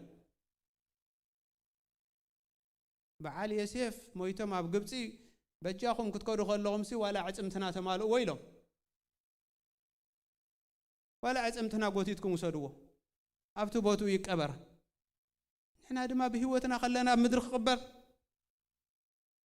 ريسانا عدن داسد الناسي نفسنا ممزع خنسن سنف كريستيان صبغا يكونن قناعت እግዚአብሔር حزننا يا حواتي እግዚአብሔር معدنا يدلو يقصصنا يزلو This is not right. اتجزي قرباي ريسان داخده نبوتو نمدرون حزب أملاك نبيت أملاك مسي يقبايو نوري أبزي بوتا خامخان يقولنا أملاك يكون نعم وداتا نتبخ رياي داق موفاي إلنا رئينايو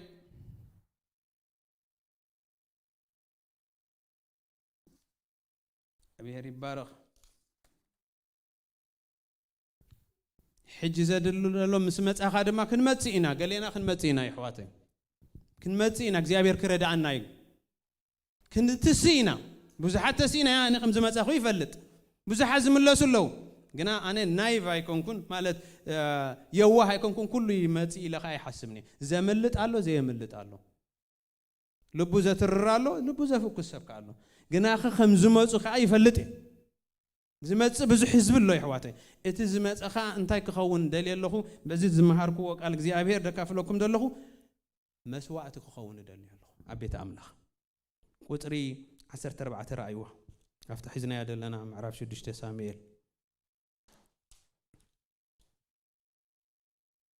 እግዚአብሔር ይባረክ إت سرق الله دما نابقرات إياسو بعال بيت شمم متيو أبو قومي أبو دما عبي إمني نبره متي الله هاليلويا أبوتو قويم الله عنجيتي إت سرق الله فليس أمكا إذن أحا نأجزيابي زحر المسواتي أعرقله هاليلويا حجة الزمت الله سرق الله عنجيتي سلز نبره نعو قراريس أم سبابيرم فليس أمو نتنحا زمت أودما نتن لامدما أمتيهم حريدهم كا بتعنج أسيجرهم بتناي سرق الله عنج أسيجرهم نجزي أبير مسوات أقربهم له هاليلويا يا أبير ملص إذن تايز بالحساب تماهيره رومي 10 تخلت معرف حادث انتاي بلالو مسك زي إذا أخيد مبر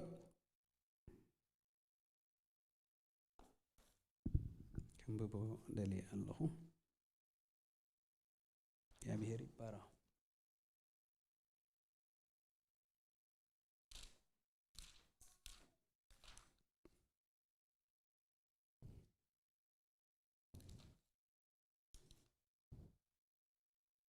امبارس عواتي نسقاكم هياون قدسن أملاخ بهزبلن مسواتي غيركم كتقربوا بمعرة أملاخ معدوكم اللهم انت عيد بزولو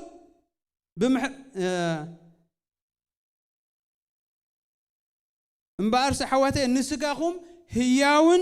قدسن أملاخ بهزبلن مسواتي غيركم كتقربوا مسواتي كبروا حجي حنس عند حرمتي كيملس اتسرق الله عنتي اتتابوت እግዚአብሔር نملو سيلم تزت عسوسي بمنتهي مملسوا ويلكم حسبكم سرق الله تفلسوا اتنا حدما تنكو غوتا زغبنما تقاتيلن مويتن حج مملس زبحال يبلون እግዚአብሔር ይመስገን ስለዚህ ህያውን ቅዱስን ገርኩም ንስጋኹም አቅርቡዎ ከተقربوا እልምነኩም አለኹ መምለስ ዘይ ብላ ማለት ሕጅ ሃሌሉያ ሓንሳ مساعتها مملس خسع زي بالካ تخون تسوو يا بهير يبارخ قالاتي حمشت 24 انت يبلنا اتمنا كريستوس زبلوا نسقهم مسنا يفتوتن تمنيتن سقيلهم مو يوم حج ممات يدلله እቶም ናብ ቤት ኣምላኽ ዝመጻናን እቶም ዝመጹ ዘለዎም ክመጹ ዝግብኦምን ምስ መጹ ሓቢርካ ንእግዚአብሔር ጥዑም ሽታ መስዋዕቲ ክኸውን መስዋዕቲ የድልሎ never to go back መምለስ ደብልካ ትኸውን ማዕጾኻ ብድሕሪኻ ተዓጹ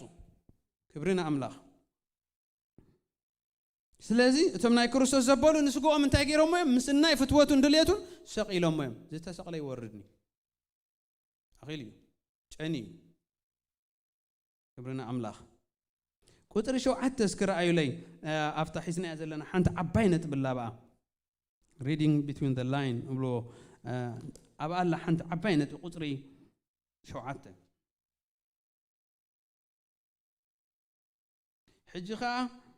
ሓደ ሓድሽ ሰረገላ ሰሪሕኩም ኣርዑት ዘይተሰቕለን ዘጥብዋ ክልተ ላም ወሲድኩም እሞ ነተን ኣሓ ኣብቲ ሰረገላ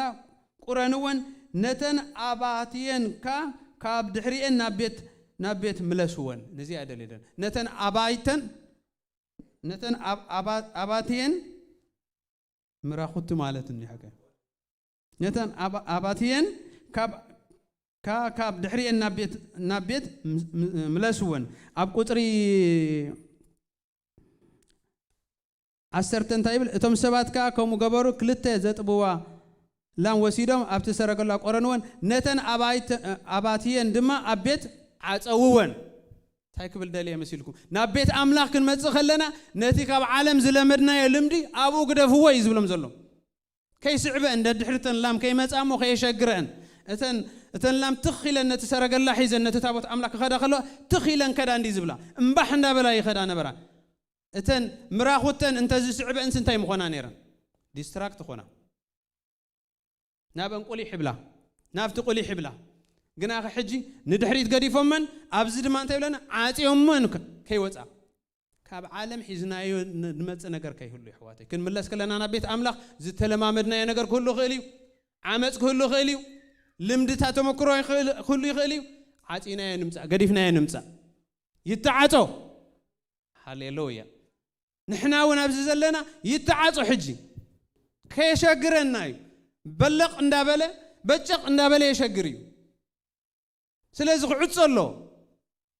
ፍትወትን ትምኒትን ክዕጾ ኣለዎ ሃሌሉያ እግዚአብሔር ይባረኽ መወዳእታ ክዛረበ ሃሌሉያ እግዚአብሔር ይመስገን እንታይ ክብል ደልየ ኣብ መወዳእታ እግዚአብሔር ኣድራሻ ኣለዎ ጎደና ኣለዎ ጊዜ እውን ኣለዎ እግዚአብሔር ኣድራሻ ኣለዎ ጎደና ኣለዎ ጊዜ ኣለዎ ቃል እግዚአብሔር ክምህረና ከሎ ኣብ ቤትካ ዝነብሩ እዩ ዝብል ስለዚ ኣድራሻ ኣለዎ እግዚአብሔር where to find God google the bible don't google anything else ካል ጉግል አይትግበር ቃል እግዚአብሔር ጉግል ንግበር ኣብ ቤትካ ዝነብሩ እዩ ዝብል ስለዚ እግዚአብሔር ኣድራሻ ኣለዎ ጎደናውን ኣለዎ እግዚአብሔር ኣምላኽ ትመጸሉ መገዲ ብልቦም ጽድቂ ዝሓስቡ ናይ እግዚአብሔር ሰናይ ዝሓስቡ እዚ ጎደና እግዚአብሔር ኣምላኽ እዩ ሕዋተይ ጊዜውን ኣለዎ ዘንበብናዮ ግብረ ሐዋርያት ምዕራፍ 17 ንዓለም ዝፈርደላ ሰዓት ወሲኑ ኣሎ ክውስን ይኮነን it is ተወሲኑ ስለዚ እግዚአብሔር በጊዜ ይድሰርሕ time and space እግዚአብሔር ይባረኽ እግዚአብሔር ይምዕደና ኣሎ የጠንቀቀና ኣሎ ምዕዶ እግዚአብሔር አምላክ ከም በበልኩም አቲ ምስጓል ባቢሎን እትነብር ጽዮን አምልጢ አቲ ምስጓል ባቢሎን እትነብር ጽዮን አምልጢ ለና ዘካርያስ ምዕራፍ 2 ቁጥር 7 ባቢሎን ማለት ፍልስጤም እዩ ባቢሎን ማለት ግብጽ እዩ ባቢሎን ማለት እዚ ቶሮንቶ ዓለማውነት እዩ እዛ ዓለም እዩ አቲ ምስጓል ባቢሎን እትነብሪ ጽዮን ይኺ ግን አምልጢ የዊ مملات عند حتى زاريبو زي مملاتون كم زلوا مالتيو ناي جزية مالتي جزية أبير جزية الله يحواتي زكارياس معرف كل تقدر شوعات ناي جزية أبير أملاخنا يس بقويتها أبي يسوع كريستوس دحنا هزبينا يس جنا مملات يدلين ناي قال جزية أبير يزبل زلوا أتي أقرأ كوحي أم محبي صدفي زلخي صبغتي دمتخي أسمعني ገጽክ እውን አርኢኒ ይብል ሃሌሉያ ማህሌ አቲ አብቋቆራ ከውሒ መሕቢኢ ጸድፊ ዘለኺ ርግበይ ድምጽኺ ጥዑም ገጽክ እውን ጽቡቕ እሞ ገጽኪ አርኢኒ ድምጽኺ እውን አስምዕኒ ይብለና ኣሎ ይሕዋተይ ርግበይ ኢኺ ናተይ ኢኺ ግናኺ ኣበይ ክደለኺ አብቋቆራ ከውሒ ኢኺ ዘለኺ ተቃቂርኪ ኢኺ ዘለኺ ኣብ ዓለም ኢኺ ተቃቂርኪ ዘለኺ ታቦት እግዚአብሔር አምላኽ ኣበይ ተቃቂሩ ነይሩ ኣብ ቦታ ፍልስጤማውያን ተቃቂሩ ነይሩ ህዝቢ አምላኽ ኣብ ግብፂ ኣብኡ ተቃቂሩ ነይሩ ኣብ መሕቢኢ ጸድፊ ኢልዎ ኢማጂን እቲ ተሓቢእካሉ ዘለኻ ጸድፊ እዩ ሓደ መዓልቲ ሃነው ክብል ማለት ኳይ ገርመኩም ኣብ ጸድፊ ይሕባእ ጠልጠል ይበሃል ሓደ መዓልቲ ኮ ደኺምካ ዱብ ክትብል ኢኻ ንዓለም ጸድፊ ዝብላ እግዚአብሔር ንምንታይ ክትጸድፍ እያ ዓለም ክትጠፍያ ፍትወታኻ ስለዚ ኣብ ዓለም ኣይሕባእኒ ይብል ዳሎ ቃል እግዚአብሔር እንታይ ይብለና ኣሎ ድምጽኺ ጥዑም ገጽኪ እውን ጽቡቕ እሞ ገጽኪ አርኢኒ ድምጽኺ እውን አስምዕኒ ድምጽና ንእግዚአብሔር ነስማዓዮ ይሕዋተይ ሓቢርና እንዳዘመርና ከምዚ ንዝምሮ ጸናሕና ሓቢርና ክንውድሰሉ ቦታና ኣብ ቤት አምላኽ ኣብ ሕብረት አምላኽ ኣብ ሕብረት ጎይታና ኢየሱስ ክርስቶስ እዩ ሃሌሉያ እግዚአብሔር ይባረኽ እዚ ምኽሪ አምላኽ እዩ መጠንቀቕታ ቃል እግዚአብሔር እውን ኣሎ ጻድቕ በእምነት እዩ ዝነብር ንድሕሪት እንተ ተመልሰ ግና ነፍሰይ ብኡባህ ኣይብላን ጻድቕ ኢኻ ግና ንድሕሪ እንድሕር ተመሊስካ ባሃይብለንን እዩ ንምንታይ ናብ ጥፋኣት ኢኻ ትመለስ ዘለኻ ጥፋኣት ከርክበካ እዩ ተጠፊኻ ነፍሰይ ባሃይብላን እዩ ስለዚ ብእምነት ኣብ ቤት አምላኽ ንበር ኣብ ሕብረት ሃሉ ክመጽእ ከለኹስ ክረኽበካ ካፍታ ፍርዲ ከተምልጥ ምዕዶ ጥራይ ኣይኮነን እግዚአብሔር ተግሳጽ እውን ኣለዎ ደንቢብናዮ ኢና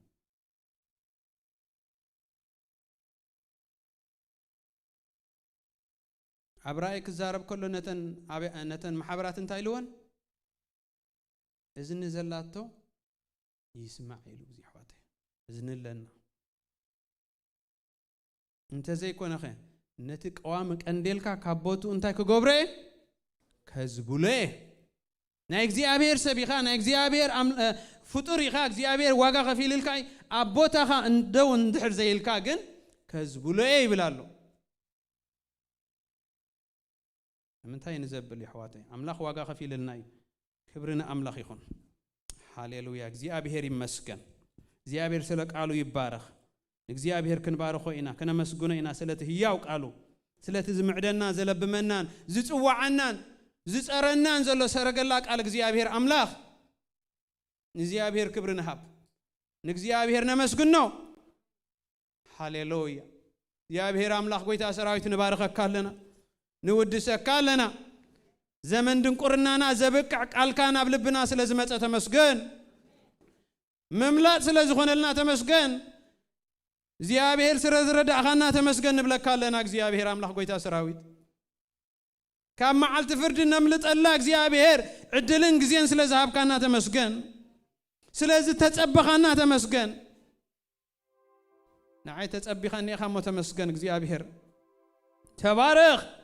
لعلبل እግዚአብሔር መስዋዕት ምስጋና ከምጽእ መታንሲ ንታቦትካ አቤትካ ስለዚ ተኸልካ የተመስገን እግዚአብሔር ናቤትካ ስለዘምጻኻ የተመስገን ታቦት እግዚአብሔር አምላኽ አብዚ ኣለናሞ ሕጂ ጥዑም መስዋዕትን ሽታ ምስጋናን ክኸውን መታን ንዓኻ ምስጋና ክቕርብ መታን እግዚአብሔር አምናይ ክብሪ ቦታ ኣብ ጽዮን ስለዘቐመጥካ የተመስገን ኣብ ጽዮን ኣብ ቅድመ አምላኽ ዝቆሙ ይብል ቃልካ እግዚአብሔር ኣብ ቅድሜኻ ድምጽና ከነስማዓካ እግዚአብሔር አቦ ገጽካውን ከነርኢካ ስለዚ ፈቀድካልና ተመስገን ስለዚ ረዳእኻና ተመስገን ገናውን ሕጂ ገጽም ዘርእዩኻ ድምጾም ደስምዑኻ ኣካልና ኣብ ደገ ኣለውሞ ክመጹ ንልምን ኣለና ጎይታ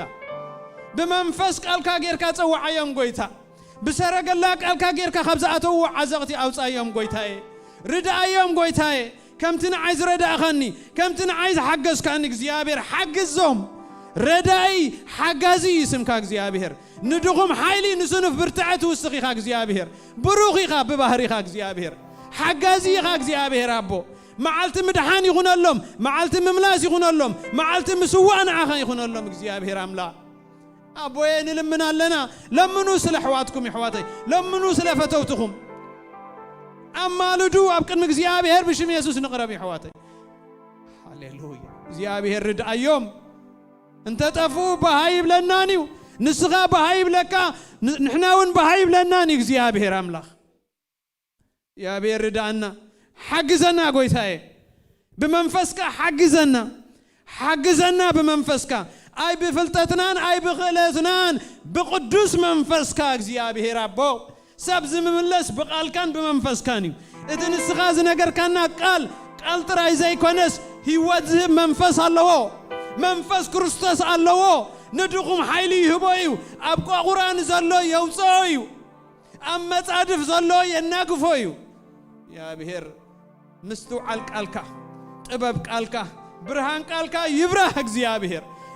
እግዚአብሔር መንፈስ ካሊእካ አናግፎም እግዚአብሔር አናግፍ እግዚአብሔር አቤት ካዘለና ድማ ክንስዋ ርዳአና እግዚአብሔር ዳግም ክንስዋ ርዳአና እግዚአብሔር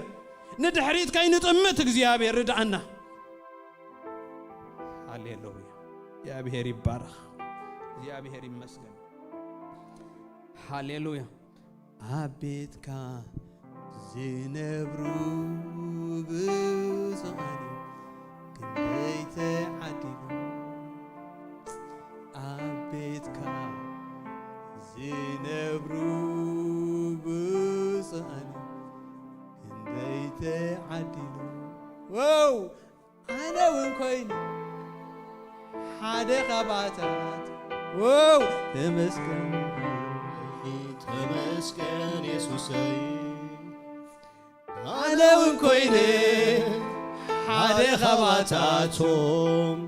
هبخا خلولي تمسكن يسوسي هبيتك زنبرو بصانيهم كنديت عدلهم هبيتك زنبرو بصانيهم كنديت عدلهم أنا ومكوينة حدا خواتاتهم كابها هوينو اللي تمسكن يسوسي أنا ومكوينة حدا خواتاتهم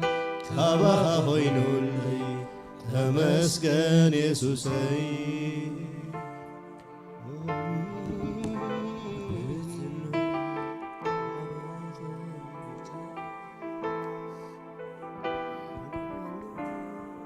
أملاخ استمسكنا يخون حونا تشم እግዚአብሔር ይባርካ ወጎይታ ባርካ ንበሎ እግዚአብሔር ይመስገን ክብርና አምላኽ ሆን ስለጸንሐና ጊዜ እስኪ ሎሚ በምክንያት ፓንደሚክ ነውሕ ጊዜ ቋሪጽና የዝነበርና ጎይታ ኢየሱስ ዘአዘዘና ቅዱስ ስርዓት كنفصم عد الرخيمنا أملاخ استمسكن يخون እግዚአብሔር ይመስገን እሞ ቀጥታና በተቀደስ ስርዓት ከንከይዲና ዲያቆናት አዳሊዮም ሞለው እስኪ ከምቲ ኩሉ ሰዓና ንብቦ ካብ ቀዳማይ ቆሮንቶስ ምዕራፍ 11 ካብ ፍቅድ 23 ጀሚረ ከንብቤ كمزي يبل أنا خاب قويتا تقبل كوو يمو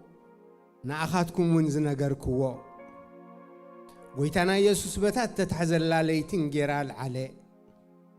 أمسجينو قرسمو وسدو بلعو إذا ما أنتهم توها بس جايو إذا ما ذكرتها يقبروا بلى كم وقت دحر درار نتاسوا عليه أمو إذا أسوا زياب دمي حدش كيدان يا بتساتي ومتن نمذكرتها يقبروا بلى مالت إذا أنجر زياب بتبلعوا إذا أسوا زياون بتساتي ومتن كسع قويتا زمتس موتو تنقروا يخم سلازي خيتو قبؤو زانجرازي أزبلع وي سواء قويتا زستي نسو أمناي قويتا سغان دمن إيو زعقب قناخي سب ንርእሱ ይመርምር ከምኡ ኸዓ ካብ ዛንጌራ እዚኣ ይብላዕ ካብዛ ጽዋዕ እዚኣ እውን ይስተ እቲ ዝበልዕን ዝሰትን ንስጋ ጎይታ እንተዘየለለየ ንርእሱ እዩ ፍርዲ ዝበልዕን ዝሰትን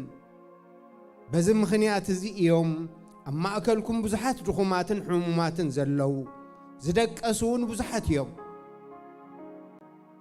ግናኸ ኣብ ርእስና እንተንፈርድሲ ኣይምትኾነና ኔርና እግዚአብሔር ዝተመስገነ ይኹን ስለ ተቅዱስ ቃሉ ነንገብሮ ሁሉ እግዚአብሔር ኣብ ቃሉ መምርሒ ሂቡና እዩ በመሰረት ቃሉ ዝኾነ ነገር ክትገብር ከለኻ ኸዓ ከምቲ ንሱ ዝኣዘዞ ንዕኡ ብምኽባር ኣብኡ ለጊብካ ትገብር ከለኻ ኸዓ ዓስቢ ኣለዎ በረኸት ኣለዎ ልዕሊ ኩሉ እግዚአብሔር ከኣሎ ምሳኻ ማለት እዩ ቃል ኣምላኽሲ እንታይ ይብል ነቲ ትእዛዛተይ ዘለዎ እሞ ዝሕልዎ ይብል ንሱ ይዘፍቅረኒ ይብል ኣነ ኸዓ የፍቅሮ ኣቦይ እውን የፍቅሮ ይብል ትሕት ኢሉ ኸዓ ኣነ ናቦን ናብኡ ንመጽእ ኣብኡ ኸዓ ማሕደር ንገብር ንመን ነቲ ዝእዘዝ እግዚአብሔር ዝተመስገነ ይኹን ነቲ ቃል ኣምላኽ ተጠንቂቑ ዝገብር ኣብዚ ክፍሊ እዚ ከም ዝረኣናዮ ወይ ከም ንርእዮ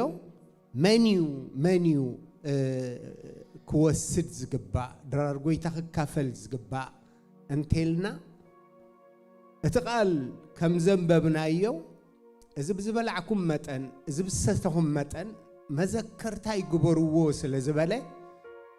ጎይታ ኢየሱስ ንዕኡ ንምድሓን ዝኸፈሎ ዋጋ ዝዝክር ኣማኒ ወይ እውን ንክርስቶስ ኢየሱስ ኣሚኑ ምድሓን ዝረኸበ ሞኻ ብሂወት ዝነብር ዳግም ዝተወልደ ሰብ ነዚ ክወስድ ፍቓድ ኣምላኽ ዳግም ዝተወልደ ምኽንያቱ ነፍሱ ንምድሓን ሂወቱ ንምድሓን ክርስቶስ ዝኸፈሎ ዋጋ ክዝክር ዝኽእል ሰብ ነዚ ክካፈል ኽእል እግዚአብሔር ይመስገን በሐቂ በእምነት በመርዳእ ዝጣዕሞ ነገር ስለ ዘለዎ ኣነ እኮ ነዚ ሎም ረኺበ ዘለኹ ዕረፍቲ ነዚ ሎም ረኺበ ዘለኹ ናይ ምድሓነይ ፍረ ዝኾነ ሰላም ድሓን ክርስቶስ ብዝኸፈሎ ዋጋ እዩ እኮ ኢሉ ክዝክር ዝኽእል ሰብ ነዚ ነገር እዚ ይካፈል ማለት እዩ ካልእ ኣብዚ ክፍሊ እዚ ንርእዮ እንታይ እዩ ጎይታና ኢየሱስ ክርስቶስ ምእንቲ ኩሉ ሞይቱ ጎይታስ ኩላቶም እዩ ዝብል ኣይኮነን ኩላቶም ናብ ንስሓ ክመፁ ወይ እውን ኩላቶም ምድሓን ክረኽቡ እግዚአብሔር ነቲ ሓደ ወዱ ከም ዝለኣኸ ሞት ሓደ ወዱ ከዓ ንኩሉ ምዃኑ እቶም ዝኣመንዎ ከዓ ኩሎም ኣብቲ ኣካል ከም ዘለዉ ነዚ ኢና ሓደ እንጀራ ተቆሪሱ ኩላህና ክንካፈል ኢና ኣብ ኩላህና ከዓ ሙሉእ ክኸውን እቲ እንጀራ ምሳሌ ናይ ክርስቶስ ኣብ ኩላህና ምህላው ወይ እውን ኣብ ሓደ ኣካል ኣብ ሓደ ስጋ ምህላውና ናይ ሓደ ስጋ ክፍልታት ምዃንና ስለዚ ኣብዚ ዘለና ኩላህና በቲ ዝሰተናዮ መንፈስ በቲ ዝተቐበልናዮ ጎይታ ምኽንያት ኣሕዋት ኢና ኣካል ሓድሕድ ኢና ተፈላለየ ባክግራውንድ ክህልወና ኽእል ብፆታ ንፈላለየ በቲ ዝሓለፍናዮ ብደረጃ መነባብሮ ብብዙሕ ነገር ክንፈላለ ንኽእል ኣብዚኣ መፂእና ግን ኣሕዋት ኢና ሓደ ቦለና ሓደ መድሓን ኣለና ሓንቲ ተስፋ ኣላትና በዚ ዓይኒ እዚ ክንርአ ይግባእ ነፍሲ ወከፍና ንሰብ ብመንፈስ ብሕውነት ክንፈልጦ ቁንዒ እግዚአብሔር ዝተመስገነ ይኹን ካልእ ኣብዚ ተንኪፍዋ ዘሎ ከዓ በዛ መዓልቲ እዚኣ ነፍሲ ወከፍ ዝካፈል ዘበለ ክገብሮ ዝግባእ ወይ እውን ክሕድሶ ዝግባእ ኣብ ሂወቱ ማለት ይብል ፍቅዲ 26 ማለት እዛን ጌራ እዚኣ ብትበልዕዋ እዛ ፅዋዕ እዚኣ እውን ብትሰትይዋ መጠን ክሳዕ ጎይታ ዝመፅእ ሞቱ ክትነግሩ ኢኹም ወይ እውን ብሞቱ ዝተረኽበ ዓወት ዝተረኽበ ምድሓን እሱ ከተበስሩ ይኹም ነገርት ናይ ሞቱ እትሞቱ ኣብ ህይወትኩም ዘምጽኦ ጽቡቕ ነገር ዝጣዓምኩም ንስኻትኩም ይኹም ስለዚ እዚ ነገር እዚ ሎም ክትካፈሉ ከለኹም ኣብ ህይወትኩም ዝዘንጋዕናዮ ወይ ክሳብ ሕጂ ዘይተጋህናሉ ነገር እንተሎ ሞት ጎይታና ኢየሱስ ከነበስር ወይ እውን ኢየሱስ ክርስቶስ መድኃኒ ምዃኑ ክንነግር እግዚአብሔር ዝተመስገነ ይኹን እዚ ነገር እዚ ክንካፈል ከለና እዚ ነገር እዚ ከዓ ክንዝክር ዝሓላፍነት እዚ ከዓ ከም ዘለና ክንዝክር እሞ ክንተግህ ኣዝማድና ድዮም ቤተሰብና ድዮም ጎረባብትና ድዮም ዝረኺብናዮ ዘለና ጎይታ ሳቶም እውን ክረኽቦ ካብ ጥፍኣት ካብ ቁጣዓ እግዚአብሔር ሓውና ከነግረና ጸኒሑ ታማዓልቲ ፍርድ ታማዓልቲ ቁጣዓ በቃ ተወሲነ ያዘላ አይንፈልጥን ኢና ታማዓልቲ ቲኣ ታማዓልቲ ቲኣ ነፍሱ ወከፍ ሰብ እንተ ዘይተነሲሑ እንተ ዘይተመሊሱ ኹም ኢሉ ኸለኻ አንተ ኸይዱ ታፍርድ ኣኺለ ያቦ ተፈጺመ ያ ማለት እዩ ስለዚ ነዚ መሳርሒ ክንከውን ጎይታ ይደልየና أملاخ زتمسجنا يكون كله جن مسؤول تحاحزنا نريو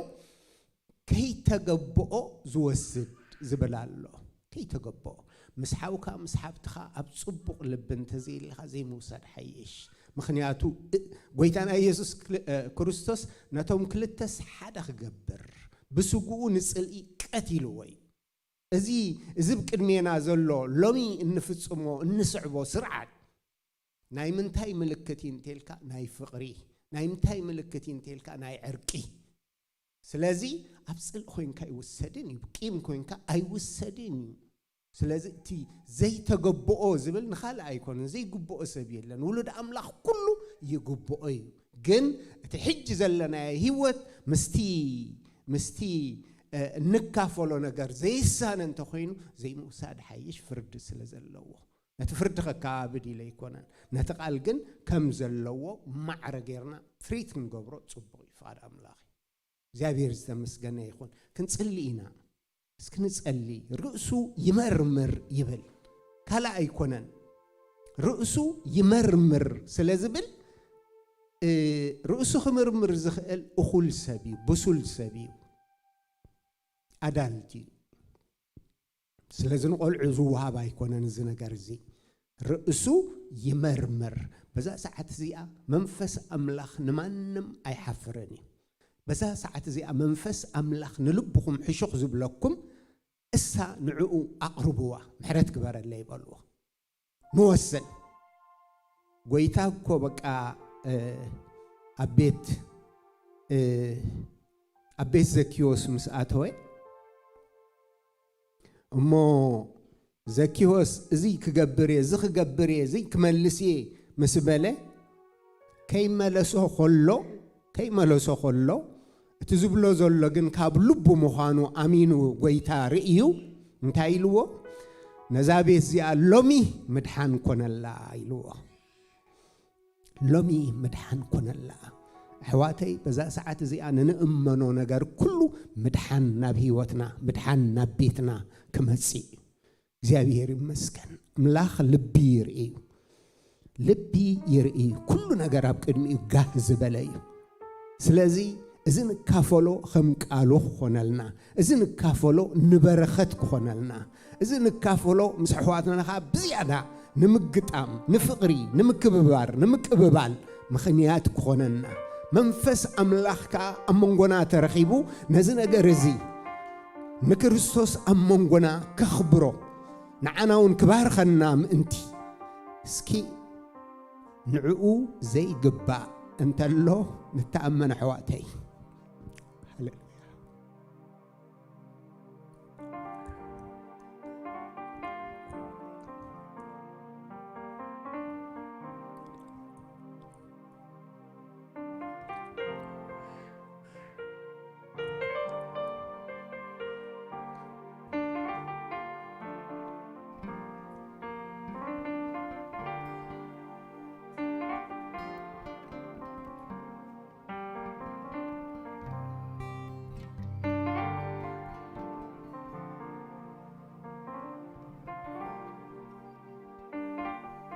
كم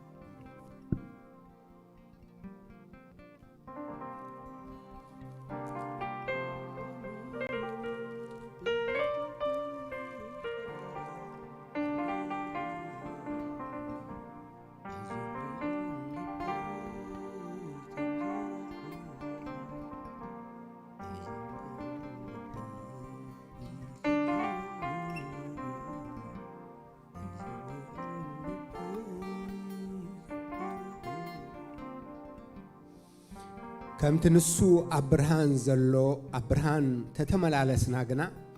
نحد حدنا حبرت علونا دم يسوع كريستوس ودون كاب كله حاتيات ينصحنا إيو حاتيات يبلنا ننتبلنا نرأسنا نتبرالونا تحققونا بنا يلان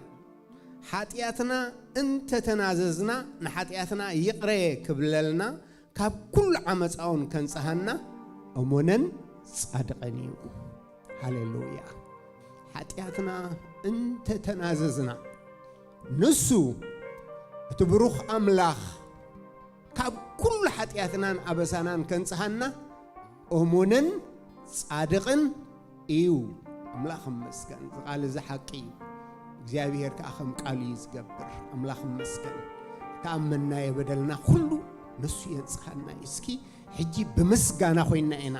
ነዚ ነገር እዚ ንካፈሎ እግዚአብሔር መስገን ንጎይታ እስከ ነመስጉን ነሕዋት ሕጂ ረአዩ ውልድ አምላኽ ክንበሃል አቦ ከመይ ዝበለ ፍቅር ሃበና ከምኡ ኢና ኸኣ እግዚአብሔር ይመስገን ሕጂ ከም ውሉድ ኮይና በመስጋና መሊእና እተይ حدا أوان مأنتنا تسقى تجرف توارد زحسرة زموت قويتا حججن بعب خبر بيمان أبو خوينو سلينا يمال دالله أو بخبري تجنا خا تمليسو خواسد النايز قويتا زي هو أبسماينا مدرن كل سلطان نعو توها بقويتا نجستاتنا نزبلو نجسوم قويتاتنا نزبلو قويتهم أمالختنا نزبلو أملاخهم ينسعج اسكي بمسجان أخوينا تتجبر لنا نجرنا ذكرنا قويتها أخنا مسجونينا هاللويا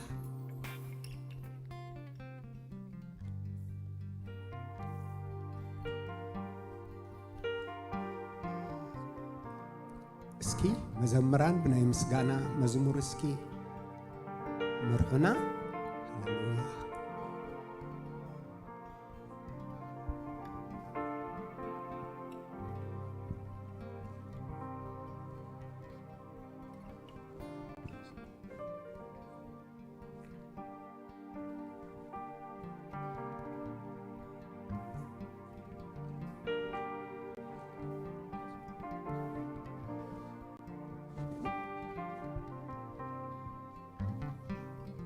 نفسي نجزي أبيهر بارخي نتتجبر الكل سنة دما أي ترسعي نسو نخل عبس أخذ حد قلكي نخل حمام كزفوس نفسك خابت أفعات زبجوا بسهل محرتن زخل لكي نسنتك خا بسنا يزبله زسكب هاللويا إذا أملاخ زي أملاخنا نفسنا زدمت زي كنسمع يقبع أملاخ أمون سلزخانه كم وخا سلزجبره كم وخا أجبر سلزلله كبرن سمي يقول هاللويا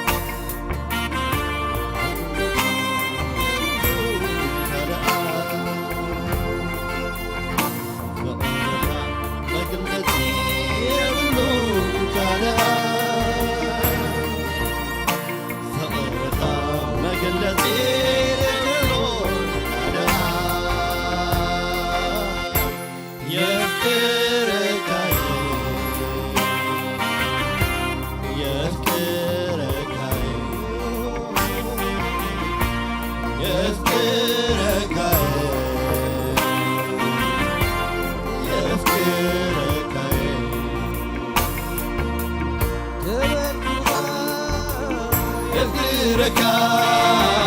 تبلكها يفكرك تبلكها يفكرك تبلكها يفكرك نعايسي فريخة نعايسي فريخة نعايسي فريخة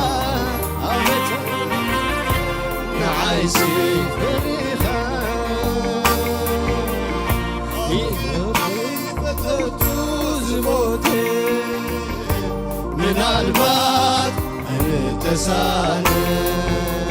عبكني فتوز موتي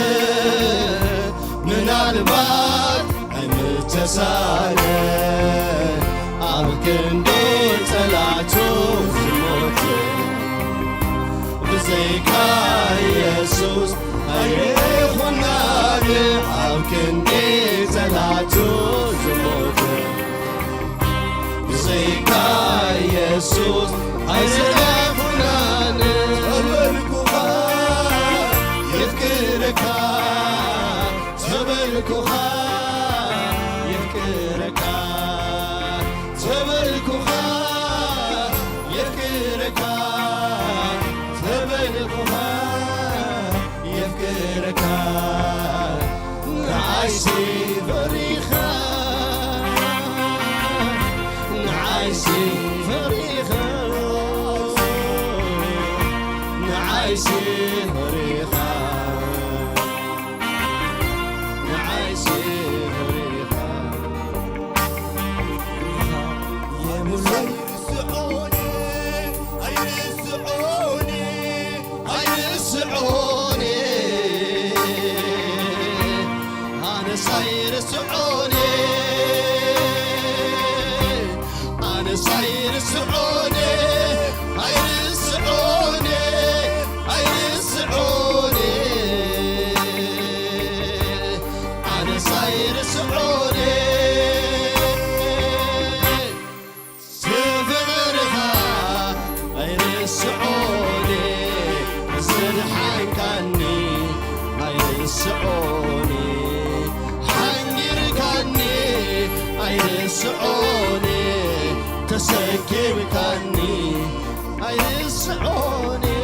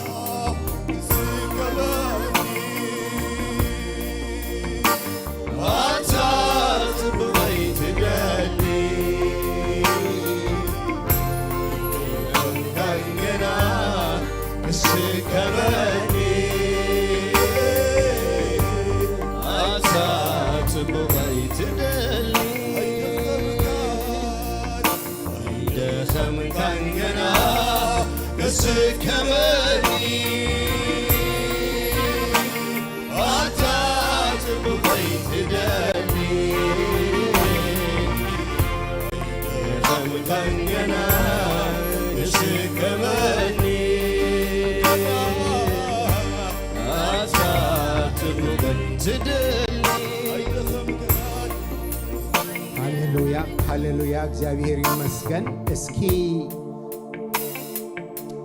ሕጂ ስለቲ እንጀራ ከነመስግኒና ቃል እግዚአብሔር ከምዚ ይብል ኣነ ካብ ጎይታ እተቐበልክዎ እሞ ንኣኻትኩም እውን ዝነገርክዎ ጎይታና ኢየሱስ በታ እተታሕዘላ ለይቲ እንጌራ ኣልዓለ ኣመስጊኑ ቆረሰሞ ውሰዱ ብልዑ እዚ ምእንታኹም እተዋህበ ስጋ እዩ እዚ ንመዘከርታይ ግበርዎ በለ ይብለና። ኣመስጊኑ ቆሪሱ ዝብል ቃል ኣሎ። እስኪ ኸነመስግን ኢና። እግዚአብሔር ይመስገን። ስለቲ እንጀራ ኸነመስግን ኢና። ክብሪ ንኣምላኽ ይኹን። ሃሌሉያ ሃሌሉያ ሃሌሉያ ሎሚ ንሕና بأمنة بهيوت بتبعت شمو خنصوع كمزيلنا خاء بحبرت كنملخو نسوم انتانا سلتقرسي نسوم انتانا دمو سلزفسسي نسوم انتانا سلزموتي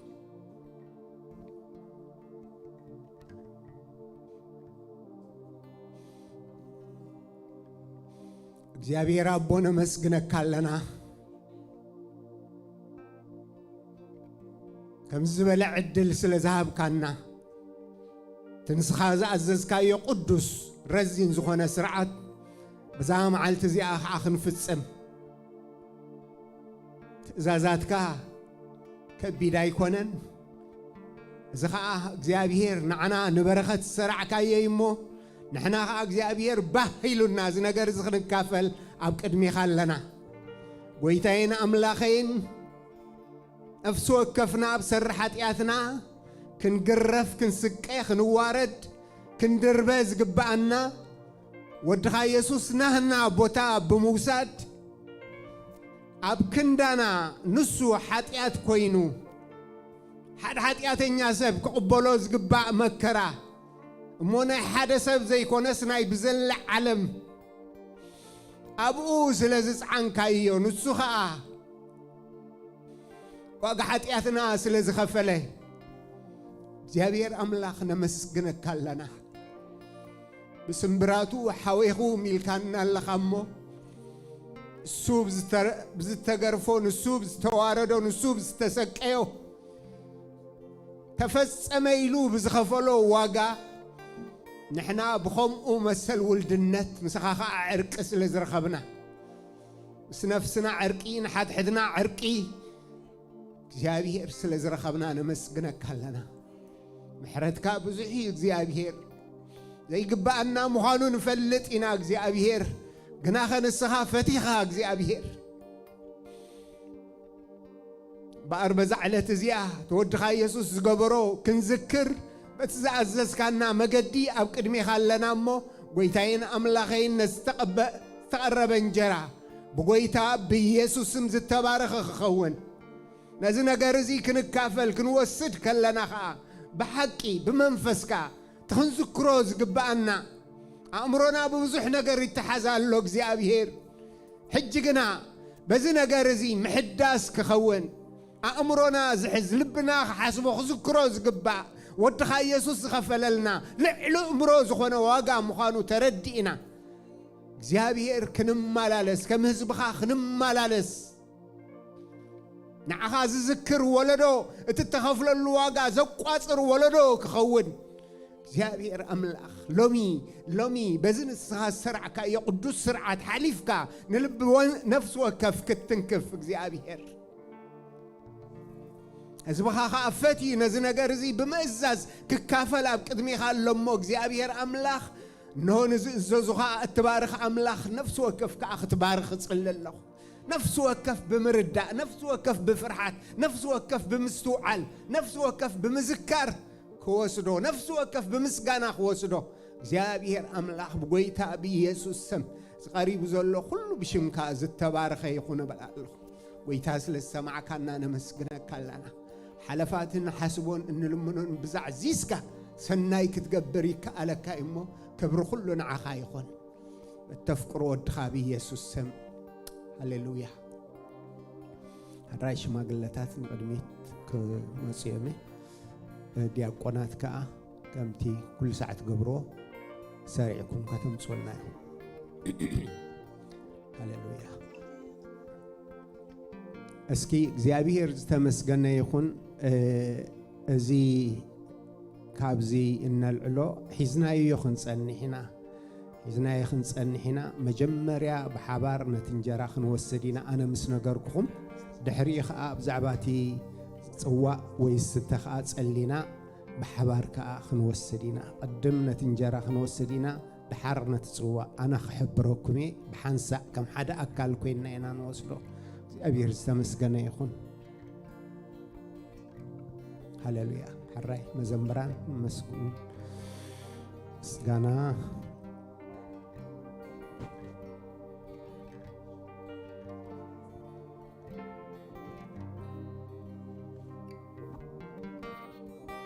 أملاخ مسكن بناي أملخو منفس كوينا مسكانا خوينا كم حق خم سرعة زي كون هي وزخون سرعات እግዚአብሔር مسكن منفس مسكانا خوينا إنا نوصدو እግዚአብሔር استمسكن يخون هللويا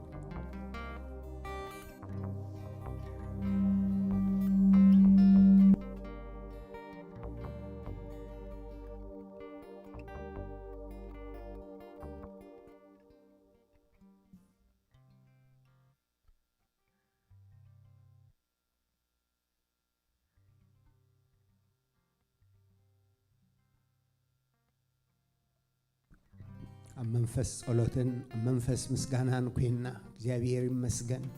ተመስጦ ከም ተቃሉ ዝብሎ ለመዘከርታ ይግበሩ ወይሉናሎ ሱና ዘከርና ትንዝክሮ ነገር ምስጋና خدرخنا ትንዝክሮ ነገር ንጎይታ ብዝመለጸ ፍቅሪ ከነፍቅሮ ይገባአና حواتي እግዚአብሔር ተመስገነ ይሁን ሃሌሉያ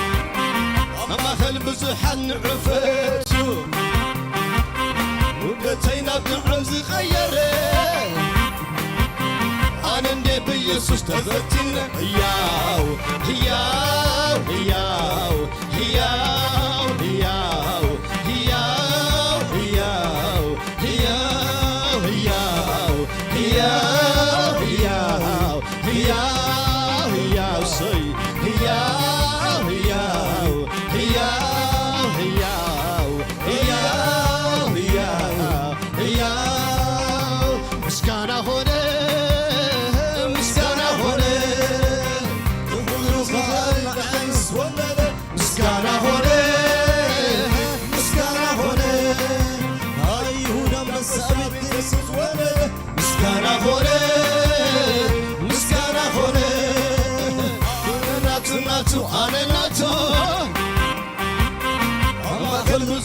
نعفتو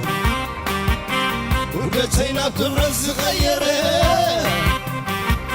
أنا ندي بيسوس تفتير هياو هياو هياو هياو هياو هياو هياو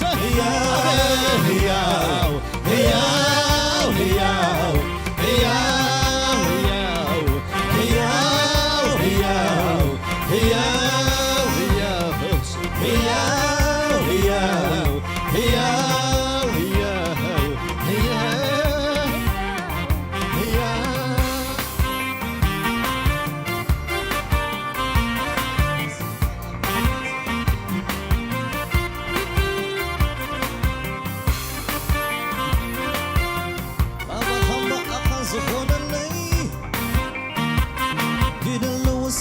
أبيبتي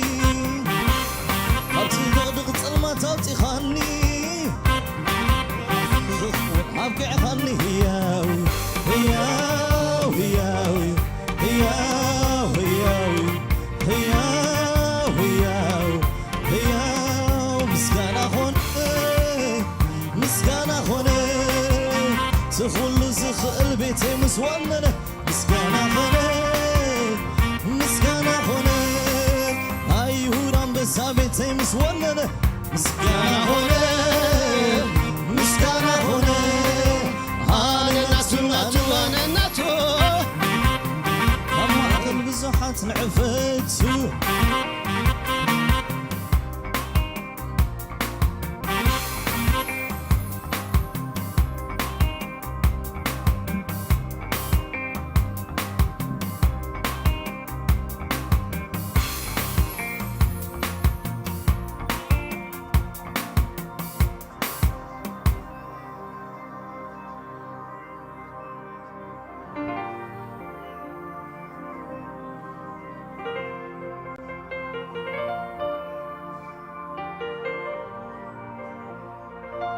الله استمسكنا يخون كلنا حزنا لنا أو الترف خيوله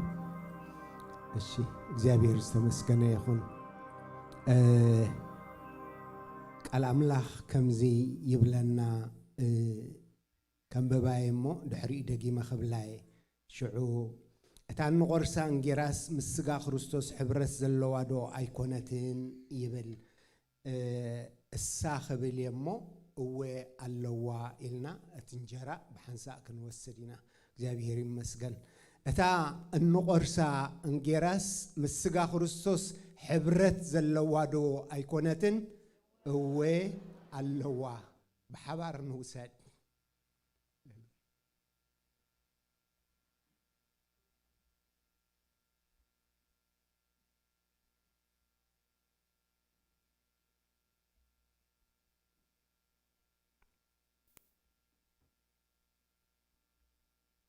أملاخ استمسجن يخون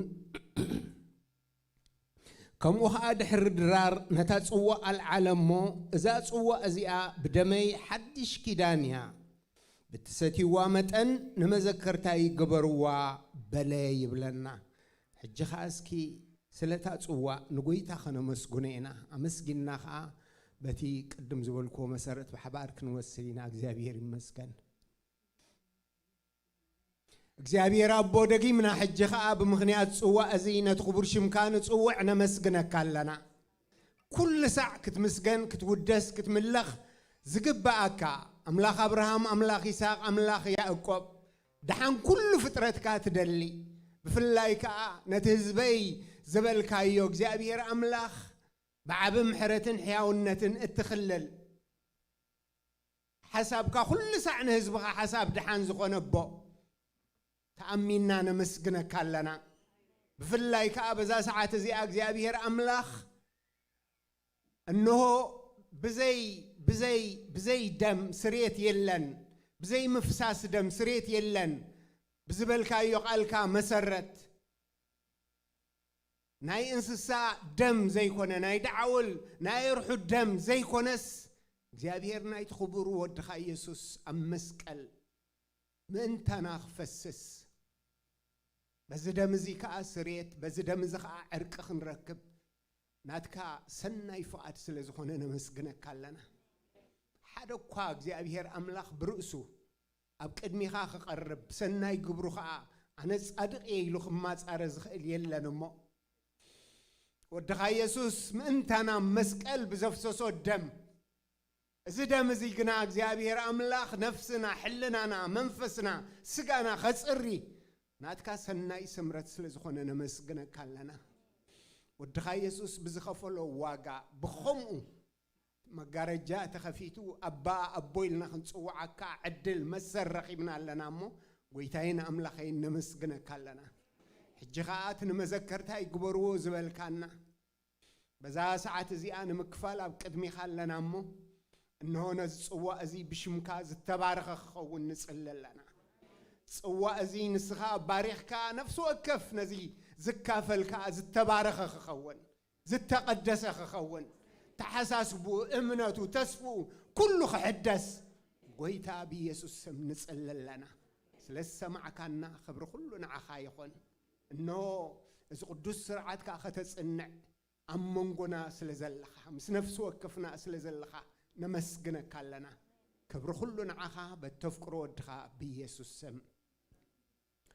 አሜን እዛ ንሕና እነባርኻ ጽዋዕ ምስ ደም ክርስቶስ ሕብረት ዘለዋ ዶ ኣይኮነትን እወ ኣለዋ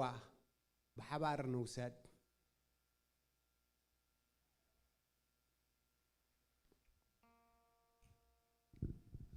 ሃሌሉያ ነመስግኖና አምላኽ ክብር ንሃቦ እግዚአብሔር ዝተመስገነ ይኹን ሃሌሉያ እግዚአብሔር ሰናይ ይሕዋት ሃሌሉያ ነመስግኖ ከም ዝበለ ቅዱስ ስርዓት ብነጻነት ክንፍጽም ስለ ዝኸኣለና እግዚአብሔር ዝተመስገነ ይኹን ሃሌሉያ ብዙሓት ኣሕዋት ብዙሓት ኣዴታት ኣብ መንጎና ተረኺብኩም ኣለኹም ብምምጻእኩም ባህ እብለና ሓለፋና ከዓ እግዚአብሔር ባህ ይብሎ እግዚአብሔር ዝተመስገነ ይኹን እዛ መዓልቲ እዚኣና ኣና መዓልቲ ሓጎስ እያ እዛ መዓልቲ እዚኣና ኣና መዓልቲ ምስጋና እያ እግዚአብሔር ዝተመስገነ ይኹን ሃሌሉያ ነመስግኖ ኢና ንጎይታ ሃሌሉያ ሃሌሉያ እግዚአብሔር ኣቦናን ኣምላኽናን ደጊምና ነመስግነካ ኣለና ወድኻ ኢየሱስ ብዝፈጸሞ ግብሪ እነሆ ንሕና ውሉድካ ክንበሃል ወረስቲ መንግስትኻ ክንበሃል እግዚአብሔር ካባኻ ስለ ዝኾነልና ነዚ ክቡር ዕጫዚ ስለ ዝመደብካና ኣብዛ መዓልቲ እዚኣ ኮይንና ከዓ እቲ ቅድሚ 2000 ወድኻ ኢየሱስ ዝኸፈሎ ሎሚ ኣብ ልብና ሎሚ ኣብ ኣእምሮና ሎሚ ኣብ መዓልታዊ ህይወትና ህያው ክትገብሮ ስለ ዝፈተኻ ኢየሱስ ክርስቶስ እቲ ስቁል እነሆ ኣብ ቅድሚ ዕንትና ኩል ሳዕ ወአምላኸየ ንመዘከርታ እነሆ ዝተደቀነ ክኸውን ጎይታይን ኣምላኸይን ንስኻ ሎሚ በቓልካ ሎሚ በዚ ቅዱስ ስርዓት ዝያቢልካ ናብ ህላውነትካ ስለ ዘምጻእካና ናብ ሰናይ ፍቓድካ ስለ ዘምጻእካና ነመስግነካ ኣለና ጎይታይን ኣምላኸይን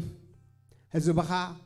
እዚ ነገር እዚ ተኻፊሉሎ እግዚአብሔር ኣምላኽ ትዝኣዘዝካዮ ንስኻ ከዓ ንህዝብኻ ዝመደብካዮ በረኸት በዛ መዓልቲ እዚኣ ብህዝብኻ ዝዓዘዘ ይኹን ጎደሎ ህዝብኻ በቲ ማእለያ ዘይብሉ ሃብቲ ጸጋኻ ዝመልአ ይኹን እግዚአብሔር ኣምላኽ ሕቶ ህዝብኻ ብጎይታ ብኢየሱስ ስም ኣታሕንቅል ሕንቅሊተ ይትፈታሕ ኣምላኽ ብናትካ ህላውነት እግዚአብሔር ብናትካ ማእለያ ዘይብሉ ፍቕሪ በዛ መዓልቲ እዚኣ ናይ ህዝብኻ ሕቶ ዝተመለሰ ይኹን ኣእምሮ ህዝብኻ ዝተባረኸ ይኹን ሃቐና ህዝብኻ ዝተባረኸ ይኹን እግዚአብሔር ኣምላኽ ኖት መንፈስ ቅዱስ ኣብ ልብ ቅዱሳንካ ዝፈስስ ፍቕሪ ሎሚ እግዚአብሔር ኣብ ልብ ህዝብኻ እነሆ ሃልሃል ይበል ህዝብኻ እግዚአብሔር ኣምላኽ ንወድኻ ኢየሱስ በመልባስ በዚ ጽባቐ እዚ ዝተባረኸ ይኹን ኣብ ምውፃእ ምእታው እግዚአብሔር ኣምላኽ እዚ ጽባቐ እዚ ኣይፈለዮ ብል ኣለኹ እነሆ ኩሉ ሳዕ አንደበቱን ኣእምሮኡን በዚ ሓሳብ እዚ ይተሓዝ ብል ኣለኹ ንህዝብኻ እግዚአብሔር ኣምላኽ ንስኻ ቅድሚኡ ንስኻ ከዓ ደጀንኹን ካብ ክፉእ ዘበለ ንስኻ እግዚአብሔር ቅጸሮን ሕጸሮን ተንስኻ ኣብ ልዕሊ ነፍስ ወከፍ ዝመደብካዮ ክንነብሮ ዝግባአና እቲ ንክርስቶስ ዝመስል ህይወት ነቢርና ንሓልፈሉ ጸጋን ሓይልን ኣብ ልዕሊ ነፍስ ወከፍ ይዕዘዝ ይብላል በዛ መዓልቲ እዚኣ ዘገልገሉና ቅዱሳን ኩሎም ካብ ቤትካ ነባርኾም ኣለና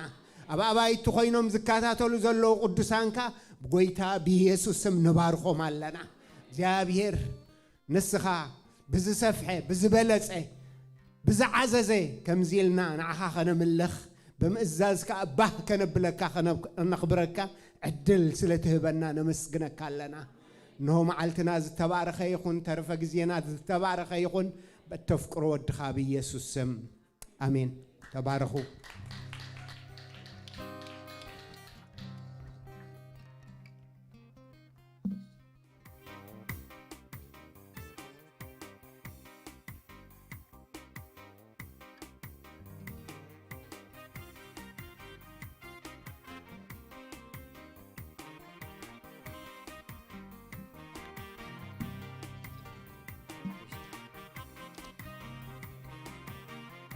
حنت مزمور زمر مزمرة مسجانا مزمور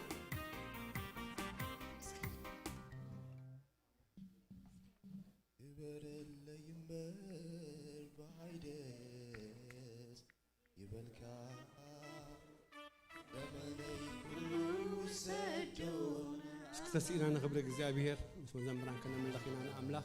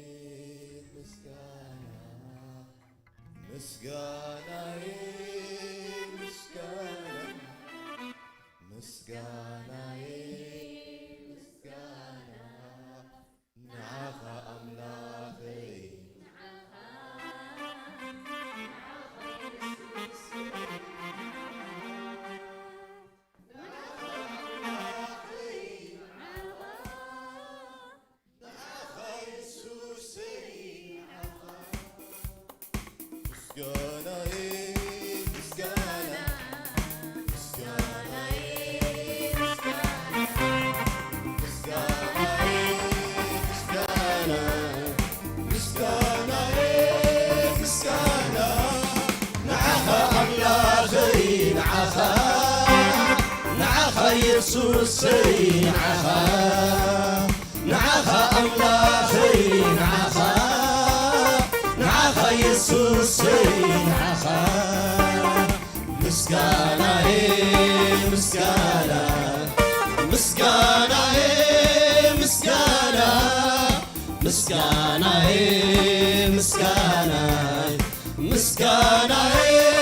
مسكانا نعخا أملاخي نعخا نعخا يسوع نعخا نعخا أملاخي نعخا نعخا يسوع نعخا وأتيخ مسكنكا فليت كاللي دقت الكخا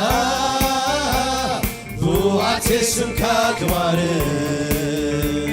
حدش مسكانا ما فيت نبي وأتيخ مسكنكا فليت كاللي دقت الكخا وأتيخ سمكا كواري حدش مسكانا ما فيت نبي مسكانا مسكانا مسكانا مسكانا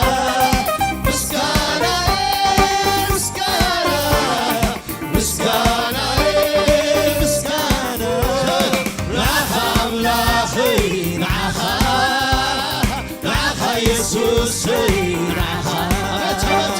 نعخا أملاخي نعخا نعخا يسوع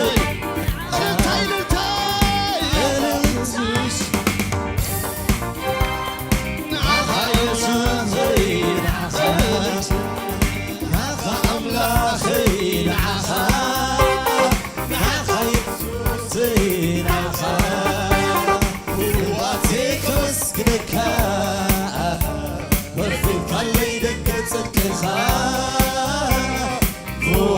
ስምካ ክባር ሓድሽ ምስጋና ባፈይ ተንብር ዋቴ ከመስግነካ በፊት ካለይ ደገ ጽድቅኻ ዋቴ ስምካ ክባር ሓድሽ ምስጋና ባፈይ ተንብር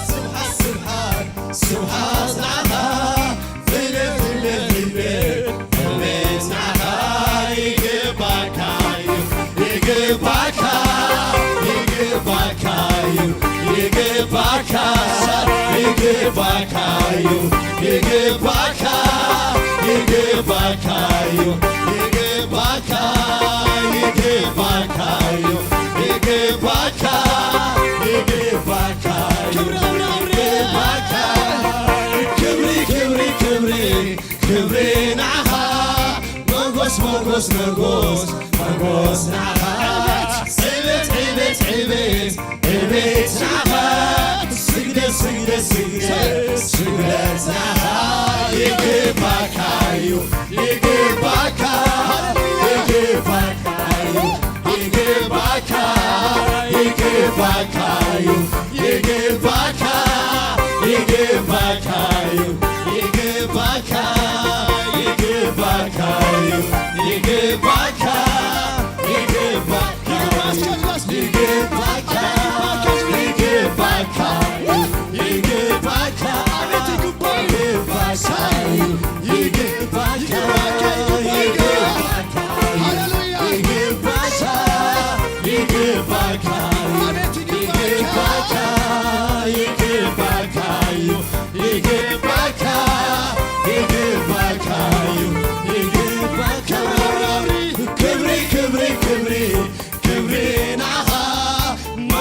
مغوس مغوس مغوس نعخات عبت عبت عبت عبت نعخات سجدة سجدة سجدة سجدة نعخات يجيبك عيو يجيبك يجيبك عيو يجيبك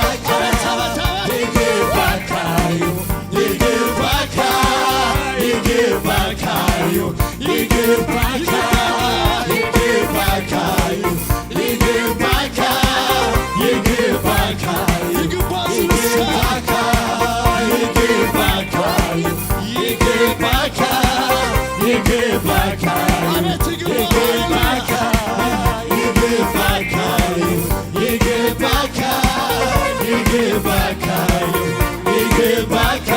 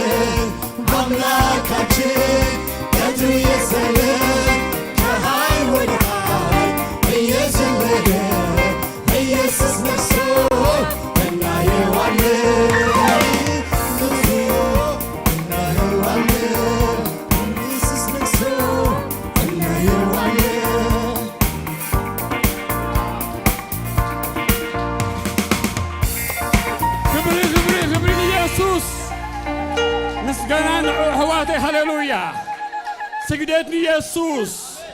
عللتاني يسوس أغعيدني يسوس يقبايو هاليلويا أنت تحدقين شل قبايو حواتي هاليلويا يسوس كويتايو يسوس كويتايو يسوس كويتايو يسوس حجون كويتايو أي تلوت أن أي تمالي يسوس لموني هياويو سبحون كمويو هاليلويا ويتباركم الزمران ويتباركم اسكبلوا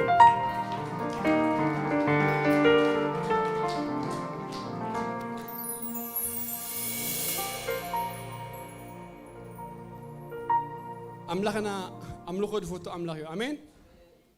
أمين نصنع أملاخنا تفوتيو أملخو فوتيو هزبي كملخني لقوك أيلون فرعون أملاخ استمسكني هون سلازي يسوس كريستوس ويتايو نعملو قميص تتردينا عبي إيلو الله هوري بارس مش تروتا إيلو والله عبي سكبلو عبي حواتي سلازي أملو خانا كلاتنا نعم زمرات عين بس نصبت له بلياتهم ناتي كلها اسكبلو أملو خانا كلاتنا حواتي هو أملو خانا خملة كلهم داويت كده أنا قاتل يوز أناسي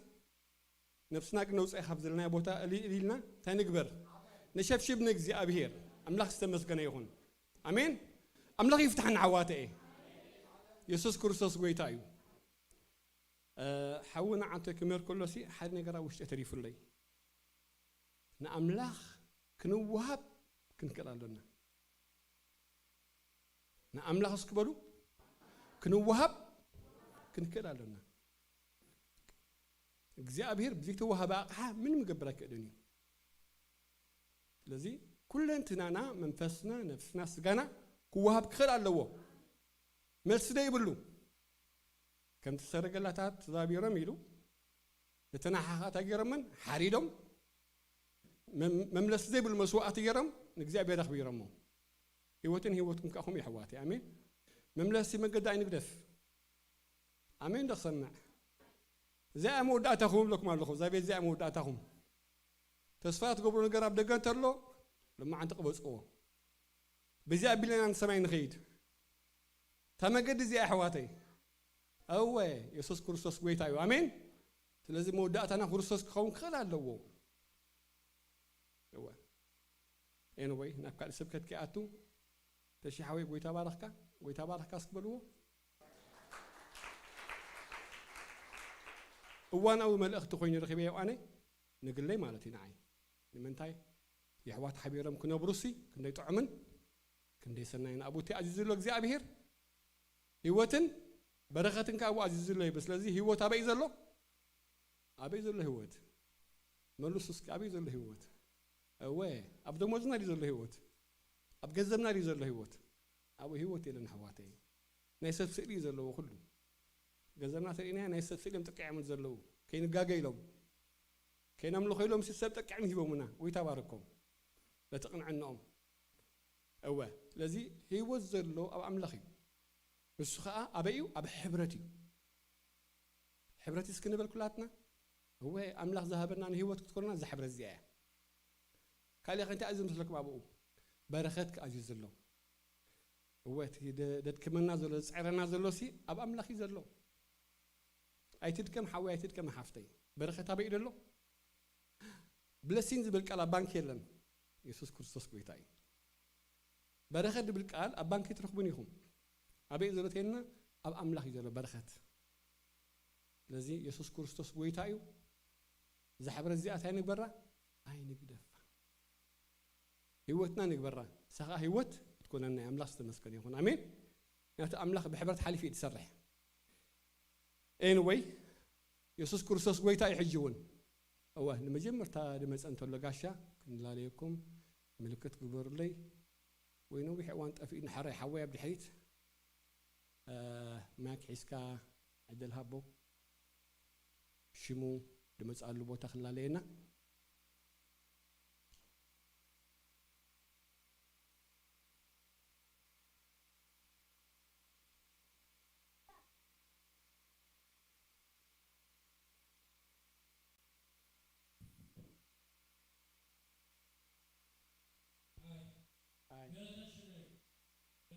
يوناتان كبي مسيخ يوناتان حوي كبي مسيكا كاب تورونتو واو سكين خبر جابير كبرها بو أرى يوناتان حوي نفكر كاين حراي كل شيء عمسا حواتنا حاتنا بزلوغا وإذا كالوت انت لهم كل عليكم ملكت هابوني ننوي حوان تفيد نبركو زنبر سبن تلخا أسكرا إمو يما نسقامكم حبرنا سلام كنبلو العمد تفأس بنتلو ملكت زمان حفتي كاري قال لهم ما ماس قويني ويتباركن اسكبلوان زين بروحات رزنتن حواتنا يعني أملاخ استمسكنا يخون يسوع كريستوس قويتا أمين لذي برختنا أخين أي تدفعنا كريكن كلنا انتهي له يعقوب بن إيساو بأخاسي قص إجزابير إلو أملاخ استمسكنا يخون أمين لذي بحوات كان مني خاطري قص إجزابير خاطري يسوع كريستوس قويتايو لذي أي تدفعنا كل الشعب كمزام سري بيت كنيو كنا كنا يكون كنا جن أي تدفعنا بالزبل كنا بيلكن أبيت كنت رخبة قويتا باركن حراي إنما بتنبهت أخيد زمت قدام زمت زلوا قدام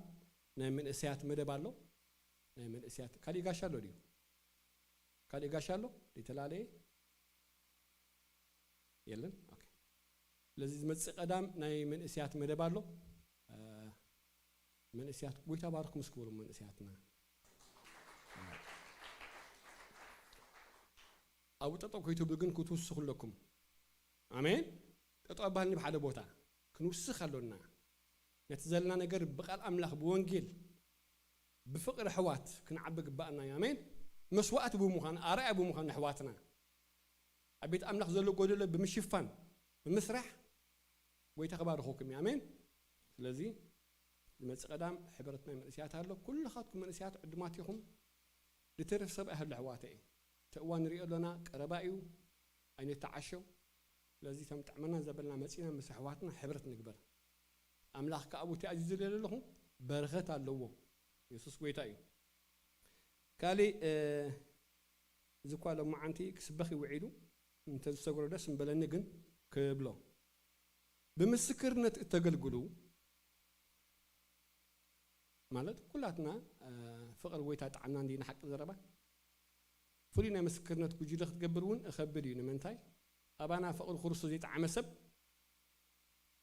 ኣሎ ዲ ኣሕዋተይ ኣሎ እንተሎ ምልክት ንዕኡ ክንነግሮ መስክር ክምሎ ንዕኡ ነቲ ፍቅሪ ክርስቶስ ዘይፈልጥ ሰብ ኢኻ መስክር ትብሎ እምበር ፍቅሪ ክርስቶስ ዝጣዕመ ሰብ ከመይ ገይሩ ስቕ ይብል ማለት ሰብ ንሲኦል እንዳኸደስ ከመይ ገይሩ ስቕ ይርኦ ስለዚ እንተ ክንገብር ግባእና ኩላትና ነቲ ዘሎ ሕብረት ናይ ምስክርነት ከነበርትዖ ግባእና እዩ ኣሜን እወ ስለዚ ምስ ኣሕዋትና ሓቢርና ክንመስክር ግባእና እዩ ልመና ኣድልየን እዩ ነዚ ካሊእ ኣብዚ ኣናውንስመንት ኣየድልየን እዩ ነፍሲ ወከፍና ክንመስክር ግባእና እዩ ነቶም ኣብ ከምኡ ዘለዉ ሓንቲ ሓፍቲ ብቐዳማይ ረኺበ ኣብ ናይ ሸርበርን ሳቦይ ኮይና ከተገልግል ካብ ስራሕ ወፂኣ ስናኡ መፅያ እጂ ኣብኡ ሓልፍ ነይረ ኣብኡ ተረኺብና በቃ ንኣምለኸ መስኪነ ክብሪ ኩሉ ንእግዚኣብሔር ይኹን ኣሜን ለካ ሰብሲ ብስርሑ ቢሉም ናብ ምስክርነት ዝኺሰብ ኣሎ ድኺምካ ንገዛኻ ምጋየጥ ኣይኮነሲ ወላ ድኺምካ ከለኻሲ ንሓሙሽተ ንዓሰርተ ሰባት ትራክ ምዕዳል እውን ዝበለፀን ዝዓበየን ኣገልግሎት እዩ ስለዚ ክብሪ ንኣምላኽ ይኹን ኣብዚ ነገር እዚ ከዓ ተገይሮም ዝሰርሑ ኣሕዋት ኣለውና ዘነቃቕሑና ዘበርትዑና እቲ መገዲ ዘርእዩና መሰኻኽራ ዘርእዩና ሰባት ስለ ዘለው ንሓውና ሰሎሞን ኣቤልኻ ሰሎሞን ሓወይ ተስእ መሓንሳ ጎይታ ባረኽካ ተስእ ሰሊሓወይ ኣምላኽ ዝሃበና ብሩኽን ክቡርን ሓውን እዩ በዚ ዕዮ እዚ ከዓ ኣዝዩ ፀኒዑ ዓዝዩ ዝሰርሕ ኣሎ ኩላትና ምስኡ ኣበይ ለኸ ርግኣት ኣለኸ ዶ ርግኣት የላ እዞም ክልተ ኣሕዋት ኣብ ናይ ምስክርነት ጉጅለ መራሕቲ ኮይኖም የገልግሉ ኣለዉ ስለዚ ነፍሲ ወከፍና ምዞም ኣሕዋት እዚኣቶም ክንሓብር ግባእና እዩ ጎይታና ዝገበሮ ንሱ እዩ ወንጌል ኣብ ፈቅዲ ሃገር እናዞረ መንግስቲ ኣምላኽ ይሰበኽ ንምስክር ነበረ ይብል ቃል ኣምላኽ ስለዚ ንሕና ምዞም ኣሕዋት እዚኣቶም ሓቢርና ንወንጌል ኣምላኽ ከነገልግል ናብ ኩላትና ሓላፍነት ይብለኩም ኣለዉ ስለዚ ክንወሃብ ኣለና መጀመርታ እወ ዘሎ ኩሉ ነገር ገዲፍና ክንወሃብ ኣለና ሽዑዕ ኣሎ ኣምላኽ ዝተመስገነ ክንከፈል ሰሊሓወይ ጎይታ ባረኽካ ስለዚ ሰሊሓወይ ሪኢኹም ኣለኹም እቶም ከምኡ ኣብ ልብኹም ዝነድድ ዘሎ ምእንቲ ብስክጅዋል ክንሰርሕ ከነገልግል ኩላትና ተመቃቂልና በብማዓልቲ ምእንቲ ክንከፋፍሎ ብዛ ኣሕዋት እዚኣቶም ተራኺብና ስክጅዋል ንሓዝ መደብ ንሓዝ በብጥዕመና ምስኦም እንዳወፃእና ንጎይታ ከነኽብሮ ኢና ኣሜን ዳሕዋተይ ኣሜን ደክሰምዕ እወ ንሕናት ዝዓበየ ኣገልግሎትና ንጎይታ ከነኽብሮ ምኽኣል እዩ ስለ ስም የሱስ ክርስቶስ ምምስካር እዩ ካብ ዝወፃእ ክርስትና የለን ኣሕዋተይ ኣብኡ ብዙሕ ግዜ ክወስድ ኣይደሊኒ ናቱ ዝኽኣለ ኣርእስቲ ኣለዎ ስለዚ ነፍሲ ወከፍ ኣማኒ ደይምስክር ኣማኒ እዋ ኣብ ቅድሚ እግዚኣብሔር ቀሊል ኣይኮነን ክነግረኩም ኣባኻ ዘሎ ብርሃን ኣባኻ ዘሎ ክርስቶስ የተውፀቲ ኮንካ ሓደገኛ እዩ ስለዚ ሰላሕ የልና ኣብቲ ምዱብ ዝኾነ ኣካይዳን መንገድን ንእቶም ጎይታ ክድግፈና እዩ ኣሜን ካሊእ ንኣሰራርሓ ክጥዕመና ንኣሰራርሓ ማሕበር ክጥዕም እቶም ናይ ኣባልነት ፎርም ደይመላእኹም ሰባት እንተለኹም ንዲያቆናት ትረኸብዎም ማለት እንታወቲኹም ከበይ መፂእኹም ኣድራሻኹም ናይ ኢንካም ታክስ ኣሎ ኢንካም ሪተርን ኣሎ ናይ ዓመት መወዳእታ ንኩሉ ክጥዕም ኣሽማትኩምን ኣድራሻኹምን ኩሉ ኣብ ናይ ኣባልነት ፎርም መሊእኹም ንዲያቆናት ሃብዎም ስለዚ ደይመልአ ሰብ ክህሉ ፅቡቕ ኣይኮነን ሎማዓንታይ ትሕለፍኩም መሊእኹም ኪዱ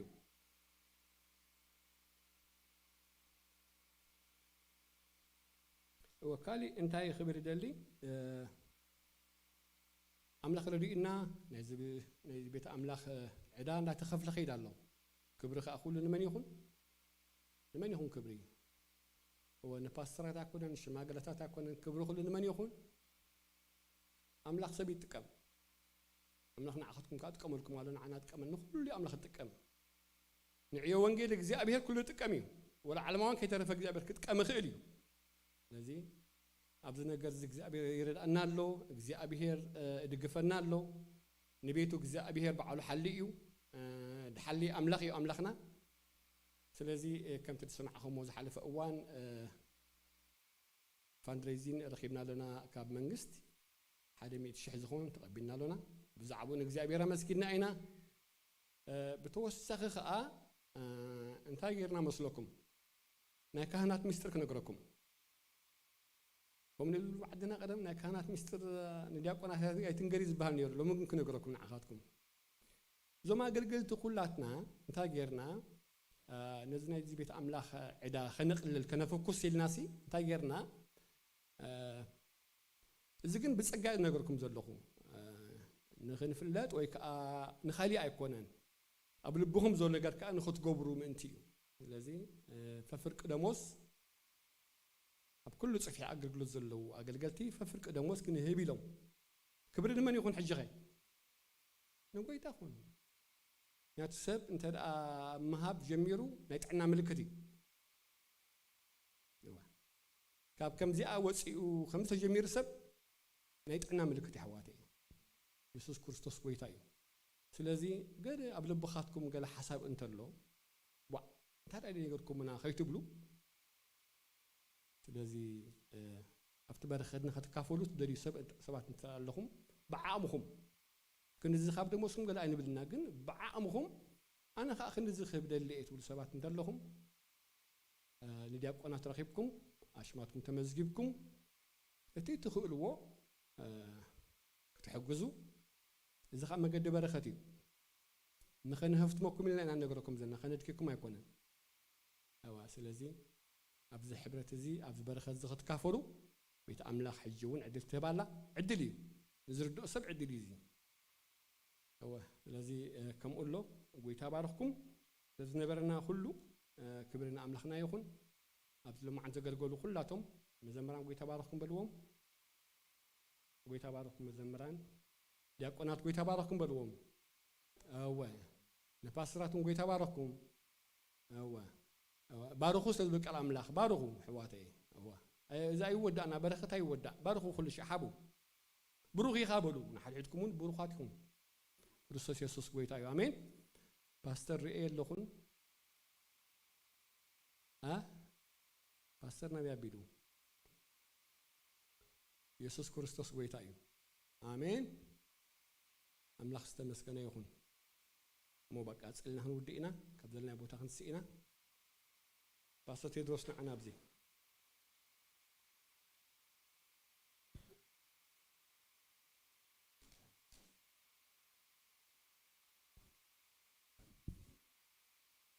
ክብርና ኣምላኽ ይኹን ብሓበርና ኣምላኽ ክንመስግኖ ኢና እግዚኣብሔር ይመስገን እግዚኣብሔር ኣቦና ኣዚና ነመስግነካ ኣለና በዚ መዓልቲ ጎይታ ስለ ዝረዳእኻና ኣብ ቤትካ ክንህሉ ጎይታ ናትካ ምሕረት ናትካ ደገፍ ስለ ዝበዛሕልና እሞ ጎይታ ኣዚና ነመስግነካ ኣለና እግዚኣብሔር በዚ መዓልቲ ንህዝብኻ ኣእጋሩ ኣብዚ ቦታ ዝክህሉ ዝደገፍካ ንስኻ ኢኻ እሞ ሽምካ ይባረኽ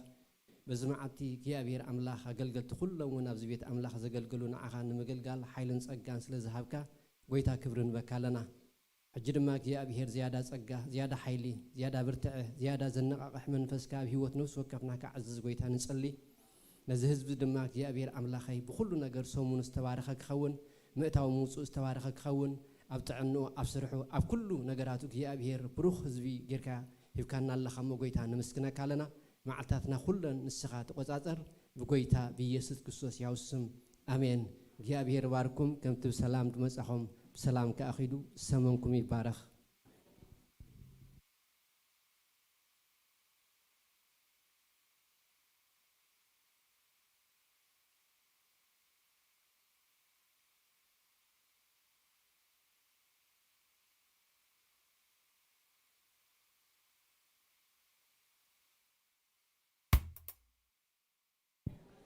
نشها جزيلو نشها جزيلو نبتحلفو نشها جزيلو نا ويتباركوا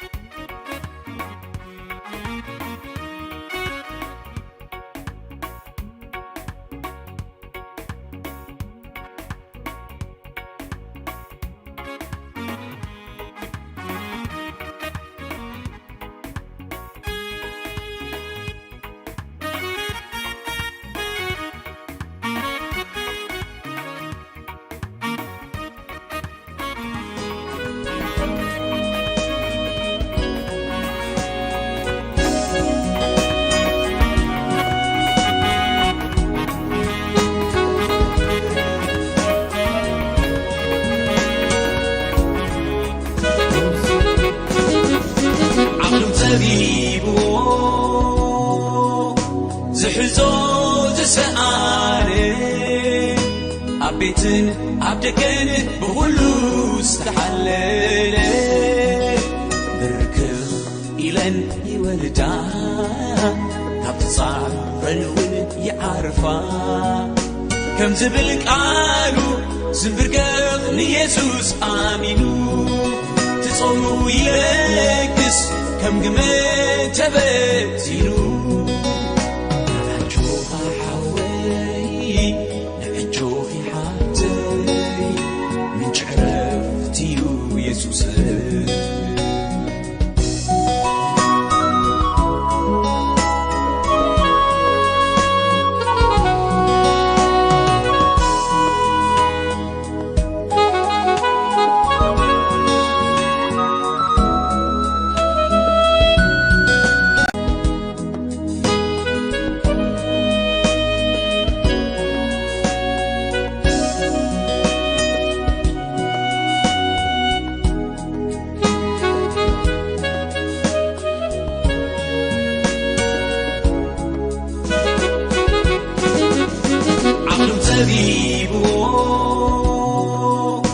زحزو زسآني